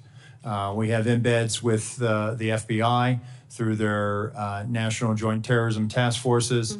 Our agents are basically embeds and are able to not only receive information, but also follow up on investigations that may have a nexus or a direction of interest towards one of our protectees. We have an excellent working relationship with the FBI. We have an excellent working relationship with the intelligence community. We are not collectors. We are consumers of finished analytic products that the intelligence community of the FBI produces. We ingest them, and then we use that to adjust our protective posture. And we do this daily, weekly, all of the time. And it's not only for protective for protectees, but also the events and sites that we protect on a permanent or temporary basis. With respect to largely a lot of the people that come to our attention, in the case of the assailant, you know, to me, as I overlay him over top of, say, John Hinckley, who tried to shoot President Reagan, I see an individual based on the information that I have now, some of the great work that the FBI has done. We have an individual who's a loner. We have an individual who was focused on Donald Trump and Joe Biden. Hinckley traveled the 80 campaign, and we know that he followed President Carter. It just, on March of '81, he happened to show up in Washington, D.C., and he saw an opportunity to try to attack President Reagan. So when it comes to the Secret Service, and 1981 was a watershed moment for us. We have people that are, for whatever reason, fixated on carrying out an attack against the President of the United States or one of our protectees. And in this instance, you have the assailant who was a loner. Obviously, he was researching. He had researched the Democratic National Convention. He had researched and Googled or used a search engine about the president, the former president. And so I think he had moved towards an idea that he was going to try to do something. And so when I look at this, we don't have a challenge with the FBI or the intelligence community. I think what we always try to wrestle with is trying to line up and see people as they're starting to head down a pathway towards violence. And it's something that we have spent a lot of time and resources in with our National Threat Assessment Center to try to gain a better understanding so that we can help our agents in the field as they're doing these protective intelligence cases and these investigations to be able to make a determination, is somebody genuinely a threat, or do they need mental health, or do they need some other type of service? Thank you. I appreciate that. My time's over. Thank you, Mr. Chairman. Thank you. Senator Cotton, you're recognized for your questions. At the outset, I want to express, as many members have, as President Trump did, the admiration and respect for the bravery and skill of the officers who were on site that day, Secret Service officers, as well as all the local law enforcement. As it happened, my 9-year-old son was watching with me that afternoon, and it was hard to get him to turn away from it. And he asked who all those men and women were who jumped on Mr. Trump. And I said, in layman's terms, those are his bodyguards. And he said, what are they doing? I said, they're protecting him from a bullet. And he said, actually? And I said, yes. He said, for real? And I said, yes. And it was hard for him to process that. But as a reminder, I told him that there are men and women in the Secret Service and law enforcement and the military who are willing to die for our country. And it's an important lesson, I think, that everyone should take away from this, that you had very brave men and women on the ground there who were doing their job to protect this country, to protect a former president and a nominee for president, as they do every day for so many other protectees. Obviously, there were failures in the planning and preparation for this event. Mr. Rowe, we've heard that the shooter had a golf rangefinder. Was that not on the list of prohibited items at an event like this? Currently, it is not on the list of prohibitive items, but we're going to make that change, Senator. John Kennedy can't get into an LSU football game with a flask. Yeah, I can. Well, he probably can, but he's not supposed to. It just seems like common sense that you don't need a laser rangefinder at an event like this. And it feels like that a lot of that was just the lack of common sense being exercised. Are officers not empowered on the front line to use common sense to say, like, if a guy has a laser rangefinder, he should be detained or at least stopped, and that's why he's carrying it around. If you have a building like this that's not secure from 150 meters away, someone, even the front line, lowest level, most junior officer, should be able to kind of like send up the red flag immediately and say, like, we need to halt everything right now and figure out what the hell is going on. I mean, do officers not feel empowered to use that kind of common sense? I would hope they would, Senator. I can tell you from our uniform division officers that run our magnetometer screening, they do a tremendous job. And even though something may or may not be on the prohibitive items list, they are well trained and they do exercise that good common sense. And you want this important message. Okay, I want every one of your officers all around the country to hear that their acting director wants them to exercise common sense. It doesn't have to be policy or protocol or procedure. They should exercise common sense. Thank you for that. So it was reported right before Ms. Cheadle's hearing last week that, in fact, President Trump's detail had requested more resources and those had been denied. She said that she did not deny those resources. You testified this morning that you did not either. So who did? I mean, the Secret Service is not the post office. It's not this vast bureaucracy. Right. Like, I'm not surprised to hear that you knew the counter sniper. It's a small agency and you have a lot of career officers. Like, surely you've gotten to the bottom by now of on whose desk this request landed and who denied it. So, Senator, sometimes when they make a request, they may not have the asset available. For example, there may be, instead of, the detail may say, hey, we want 15 magnetometers. We'll look at it based on what the event size.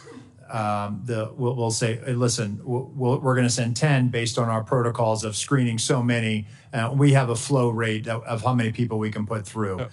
When it comes to a counter sniper or something like that, because I know that's been the subject of some media reporting where they have requested counter snipers. We do have a finite number of counter snipers. And so what we try to do is if we cannot fill that asset, and that's where we'll say, hey, we can't fill this assignment. However, through the field office, they will use local law enforcement resources. And so in those situations, for example, in the one that has been the subject of a lot of reporting with Pickens, South Carolina, they in fact did use local assets to be able to do that. And there were 3 counter sniper teams. One of them was formerly with the Secret Service Uniform Division. And so they actually used the same practices that we use. So it's not that there was a drop in the capability. They actually used the best practices that we would use. So the asset may be denied by Secret Service between the war room and that conversation with the detail in the field, but that doesn't equate to a vulnerability or a gap. Okay, one final question about the Iran threat. As you know, Iran made credible threats against several former Trump administration officials, many of whom still have government-provided security details to this day. Ms. Cheadle removed Secret Service protection from Robert O'Brien last year. Were you involved in that decision? So, Senator, he was a memorandum protectee, meaning that the president authorized protection for him. We do not weigh in on who gets protection. Why? So you're still protecting some others. I won't reveal their names. But you are still protecting others, and other personal security offices in the federal government are protecting others. Other officials don't reveal their names. Like who made the decision that Robert O'Brien no longer needed a security detail, despite Iran's ongoing credible threats? So I can tell you, sir, it wasn't the Secret Service. We don't factor into that decision. Can you take a look at why that happened now that you're in charge and consider the possibility that he might still need that protection, given all of his counterparts in the Trump administration still have protection? I will do so, Senator. Go ahead. You go ahead. Go ahead. I would say, like, again, I'm not going to reveal the protective details, but I'm pretty confident that the agency can get this done. And I think it needs to get done if you look at the kind of ongoing threats that he and all these others face. Yeah, I will, sir. Despite all the resource constraints we talked about today, he's not the president of the United States. He doesn't have an 18-car motorcade, nor do any of the others. I think he needs that protective detail. And now that you're in charge, I'm asking you to take a new look at that and also talk to your supervisors inside the department about whether you can spare just that small, limited amount of resources, okay? Senator Welch, you're recognized for your question. I will, sir. Thank you very much. You know, there's, first of all, thank you both for the tremendous work you do and for all the folks behind you and under you. So thank you for that. I kind of want to follow up a little bit on Senator Cotton. You know, there's 3 issues that have been raised. One is the selection of who gets protection, and you've addressed that just now. The other is whether it's a budget issue, which I don't necessarily think it is. But then there's the operational question. Was this an operational failure? And it appears to me that's where the focus should be. And one of the issues on the operations is the capacity of people who are part of the team, both Secret Service and also the local law enforcement, their capacity to act on what they see. And this is what Senator Cotton, I think, was talking about with common sense. You know, you mentioned that the sniper was authorized immediately to act. He wasn't checking in with anyone, right? And he took out the shooter as quickly as he could. But according to the timeline, you had local law enforcement captured 2 photographs of the shooter at 5:10. At 5:32, local law enforcement officers spot a suspicious person who turned out to be the shooter with a phone and a rangefinder. At 5:46, the alert was so significant that snipers text photo of the shooter from where he was initially spotted to the USS lead sniper. I mean, how is it that where you had these experienced law enforcement people who understood the gravity of the responsibility of protecting the presidential candidate, the former president, none of these actionable observations resulted in action? I'll direct that first to you, Deputy Director Abate. Thank you, Senator. From the FBI standpoint, we're simply collecting the facts. We've interviewed most of the officers. Now we'll end up interviewing all of them. Okay, we'll go to Assistant Director or Acting Director Rowe. So on that, Senator, I think there was a sense of this guy is standing out, and that's why he came to the attention of local law enforcement. No, I get that. That's my point. Right. He did stand out. Correct. But nothing happened. Well, I mean, they there were alerts, There were but there alerts. was like, you've got somebody suspicious. Why didn't somebody go interact with the suspicious person, like right away? And they were attempting to locate him. I can't answer that question as to why, if they took a picture of him and they thought he was unusual, suspicious, not acting normal, why there wasn't. And I think, again, there was probably an assumption on the part of that officer that took that picture that, oh, some uniform or somebody will go eventually and walk up to this. Well, see, that's what seems like an operational failure. Somebody else will do it. So is the responsibility of an officer to alert some other officer that they think somebody might be suspicious, or the first officer who sees a suspicious person can take the next step to actually engage that person or talk to someone very, very close to it and say engage that person. And this guy was wandering around for quite a while. He was. I can't put myself in the mind of that officer. I'm not asking you to do that. I'm asking, this is operationally, how does the process work? Okay, so that is the job of the leaders as opposed to the officers. Are they empowered to act immediately upon the observation of someone who looks very suspicious, particularly when they've got the rangefinder? They were in a place where it really wasn't about seeing the rally. It was, as we see, it was a place where you get a good view of former President Trump. I mean, that is a leadership issue, right? So, Senator, that officer didn't work for me. That was a state and local officer that made that observation, took that picture. I can tell you from the Secret Service perspective, and we do this routinely, is that when people come to our attention, we locate them, we go up, we do a field interview, or we try to do a consensual encounter. That's the operational thing I'm talking about. If you do it within Secret Service, you all are in charge, and you are relying on local law enforcement assets. Those folks, and they did their job here up to a point where they identified this person, passed information along, but nobody acted. The empowerment to that local officer, I would think, has to come, be transmitted through the Secret Service, maybe in the earlier briefings, but, where you say, folks, you see somebody suspicious, you engage that suspicious person. I don't disagree, Senator, and it goes back to my comments at the beginning of the hearing that we need to be very direct to our local law enforcement counterparts so that they understand exactly what their expectations. I yield back. Thank you very much, Mr. Chairman. Thank you. Senator Tillis, you're recognized for your questions. Thank you, Mr. Chairman. Mr. Abate, Mr. Rowe, thank you for being here. Mr. Rowe, do you have a picture? I was watching your testimony earlier. Do you have a photograph of the vantage point from the Secret Service snipers? I do.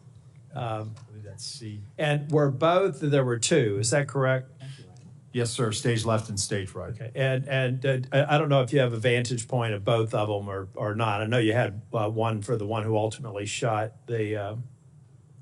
That's the vantage point of the sniper who neutralized the assailant. Okay. Well, is it a similar vantage point for the other? Would they have also been impaired in terms of actually seeing him until he popped his head up?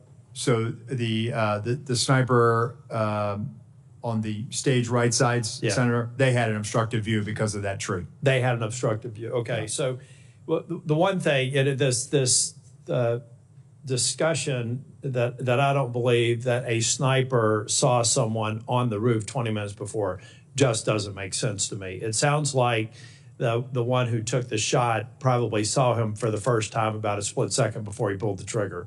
Is that? That's my assessment, Senator. I'm more, well, first off, I'd like to clarify the requests that have been made of a lot of people so that we get the information in a good form. I think it would be helpful, at least all the way back to, I think, November 5th of 2022, I believe, when President Trump announced that he was running for re-election. I think it'd be helpful if we could just get a matrix of any request for additional security, the resolution of that request. Was it honored? Was it denied? Was it downsized? If you could give us that, I think that that's going to be the best way versus giving us mounds and mounds of paper. If you can do that, I know you're looking at the same thing. I've heard from you that any subsequent requests for field requests are being honored. I believe that that's true. Is that your testimony? Yes, sir. Okay, thank you. I'm more worried about the 24 to 30 seconds between the time I believe local law enforcement officer was hoisted on the shoulders of another police officer, saw a person armed less than 200 yards away from the president, who I believe jumped down. What happened in those 24 or 30 seconds? I mean, obviously there's no such thing as a panic button. You know, the first thing you'd think is you had panic, you cover the president, get him off stage. None of that happened. What happened? Is it just that I hear a text message? What actually happened in the 30 seconds where a law enforcement officer knew that a gun was pointed in the direction of the president from a fairly short range? What actually did those folks who did have knowledge of exactly what was happening and could probably infer what was about to happen, what did they do? And Mr. Abbate or Mr. Rowe, either one, based on your interviews.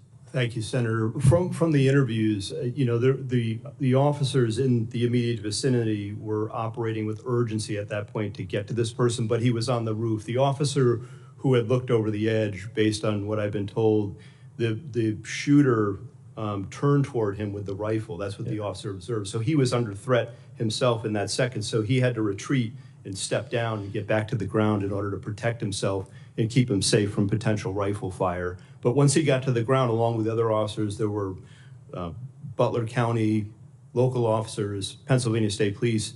They were moving around trying to find someone to get to this guy. We've got an operational problem here because we had more than 20 seconds to have somehow cut through all the crap and the communications. Whatever impediments there were have to be removed. I mean, it's pretty clear to me. First off, that law enforcement officer, I love law enforcement. I wear the back of the blue pin every day. They do great work. Secret Service did phenomenal work on the stage. But they failed because their job is to protect the public.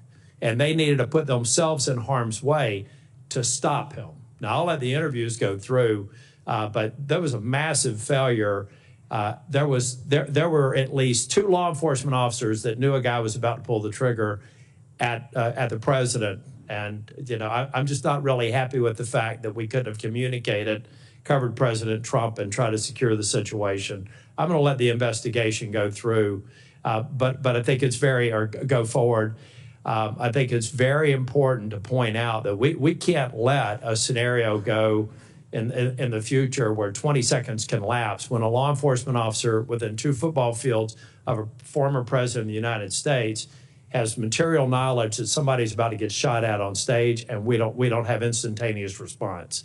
You know, in the old days, maybe you just shoot a gun in the air. I know for a lot of reasons why they didn't do that, but there had to be some way to actually defuse that situation. It didn't happen on July the 13th. I just want to end by saying, Mr. Rowe, I think you've been forthcoming in your answers.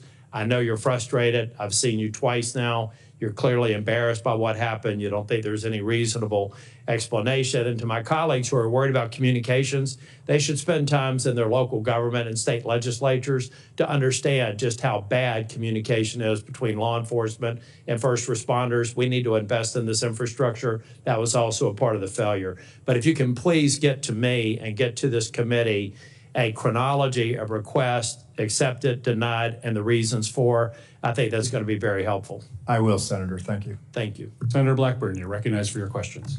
Thank you, Mr. Chairman. Thank you to each of you for your patience and for being here today. Director Rowe, I want to come to you first because a counter sniper has decided to speak out about the culture at your agency, and I think it is very telling. And he sent an email, and I'm going to quote from that. If this agency needs to change, and if not now, when? The next assassination in 30 days? But here's what I want to talk with you about, because in this email, he says, and I'm quoting again, the motto of the USSS is CYA. And every supervisor is doing it now. That's the end of his quote. So you're the guy in charge. And you're one of those supervisors. You've been a career guy there at the Secret Service. The public has lost trust in the ability to execute the mission, to protect. And I want to know how you feel about the fact that employees in your agency are worried about covering their behind and not worried about protecting a former president. Thank you, Senator. So I am hurt by that email, but not in the way you think I'm saying it. I'm hurt because my people are hurting right now. We need them. Then why did somebody delete the email? I'll get back to you on that, Senator. The agency deleted the email. But may I address your question? Yes, please. And I will get back to you Please. as to whether the email was deleted or not. My agency is hurting. Emotions are raw. I actually want to hear more from that UD officer, that technician. In his email, he referenced that he had spent time serving our nation as a United States Marine, that he is a 20-year professional of the Secret Service. I am committed to being a change agent, meaning I am committed to reviewing some of these things. I looked at the points in his email very quickly. I saw it as I was on my way over here this morning. I want to have further conversations, not only with him, but also the counter-sniper supervisors. If I may step back in, sir. Yes, ma'am. All right. So you want to talk with him. What about other whistleblowers? What about this culture? Are you going to allow these whistleblowers to speak out? Because it is troublesome if somebody went into the server and deleted that email. I would hope you will get to the bottom of that and be able to provide some answers. Because this is, as you have heard from both sides, this is a situation that cannot be allowed to happen again. Yes, ma'am. Ever. Mr. Abbate, and am I saying your name properly? We've heard it pronounced 3 different ways today in the hearing. Abate, Senator. Abate, Yes. okay. Thank you. You had mentioned a social media account that espoused anti-immigrant, anti-Semitic views, but you did not say what platform that was on and what the username was. And this is Crooks that we're discussing. Yes, Senator, that's correct. I didn't want to comment on it because we haven't fully confirmed yet, and I thought that as soon as we confirm and certify, Would I you will supply provide that? to you. And Absolutely. also the age at which he had those feelings. And then we understand that the Gab account is pro-immigration, pro-lockdown, leftist views. Is that accurate? I haven't seen it directly, but I believe from what I've been told, that is accurate. With the Gab account, we're also, though that's been publicly revealed through the CIO and other things, we're still working to certify and verify that that's his account also, but it does have differing points of view, it would appear. Okay. And what age and how fresh is that GAB account? The GAB account, based on my recollection, the comments in there or the messaging is from about 2021, I believe. Okay. And the other preceded that? Maybe he was age 14?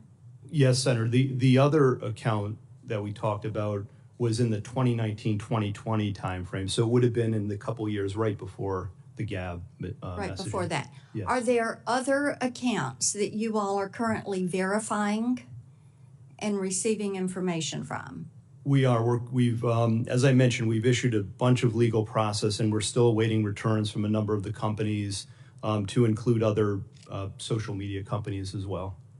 Okay. Well, my time has expired.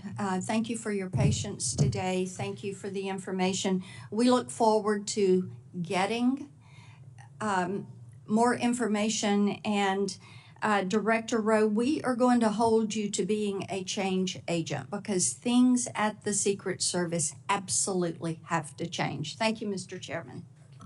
Thank you, and I want to thank our witnesses for your testimony here today. Certainly what happened on July 13th could and should have been prevented from what I have heard today. I'm certainly grateful to our witnesses for their candid answers and for helping to provide additional clarity and new information about the circumstances surrounding this attack. Acting Director Rowe, some of what you have said today conflicts with information and accounts that we have received from local law enforcement that we've had the opportunity to talk with. They have been voluntarily and I will say expeditiously cooperating with our bipartisan investigation, which we certainly appreciate. But we now need to speak with Secret Service agents directly, who are directly involved. And I would say that you need to make them available as soon as possible. Those interviews can't start weeks from now or months from now. Time is of the essence when memories are fresh and you can get the information that is most important to us. So my question for you as we wrap up this hearing, Acting Director Rowe, will you commit to having those agents available for this committee to interview as soon as possible in a matter of days, not weeks, matter of days? Yes, sir. Great, thank you.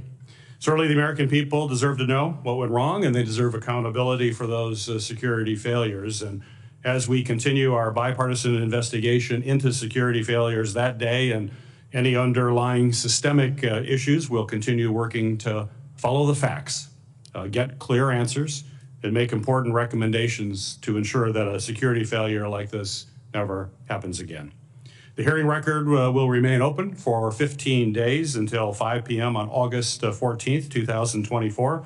For the submission of statements and for the questions for the record, this hearing is now adjourned.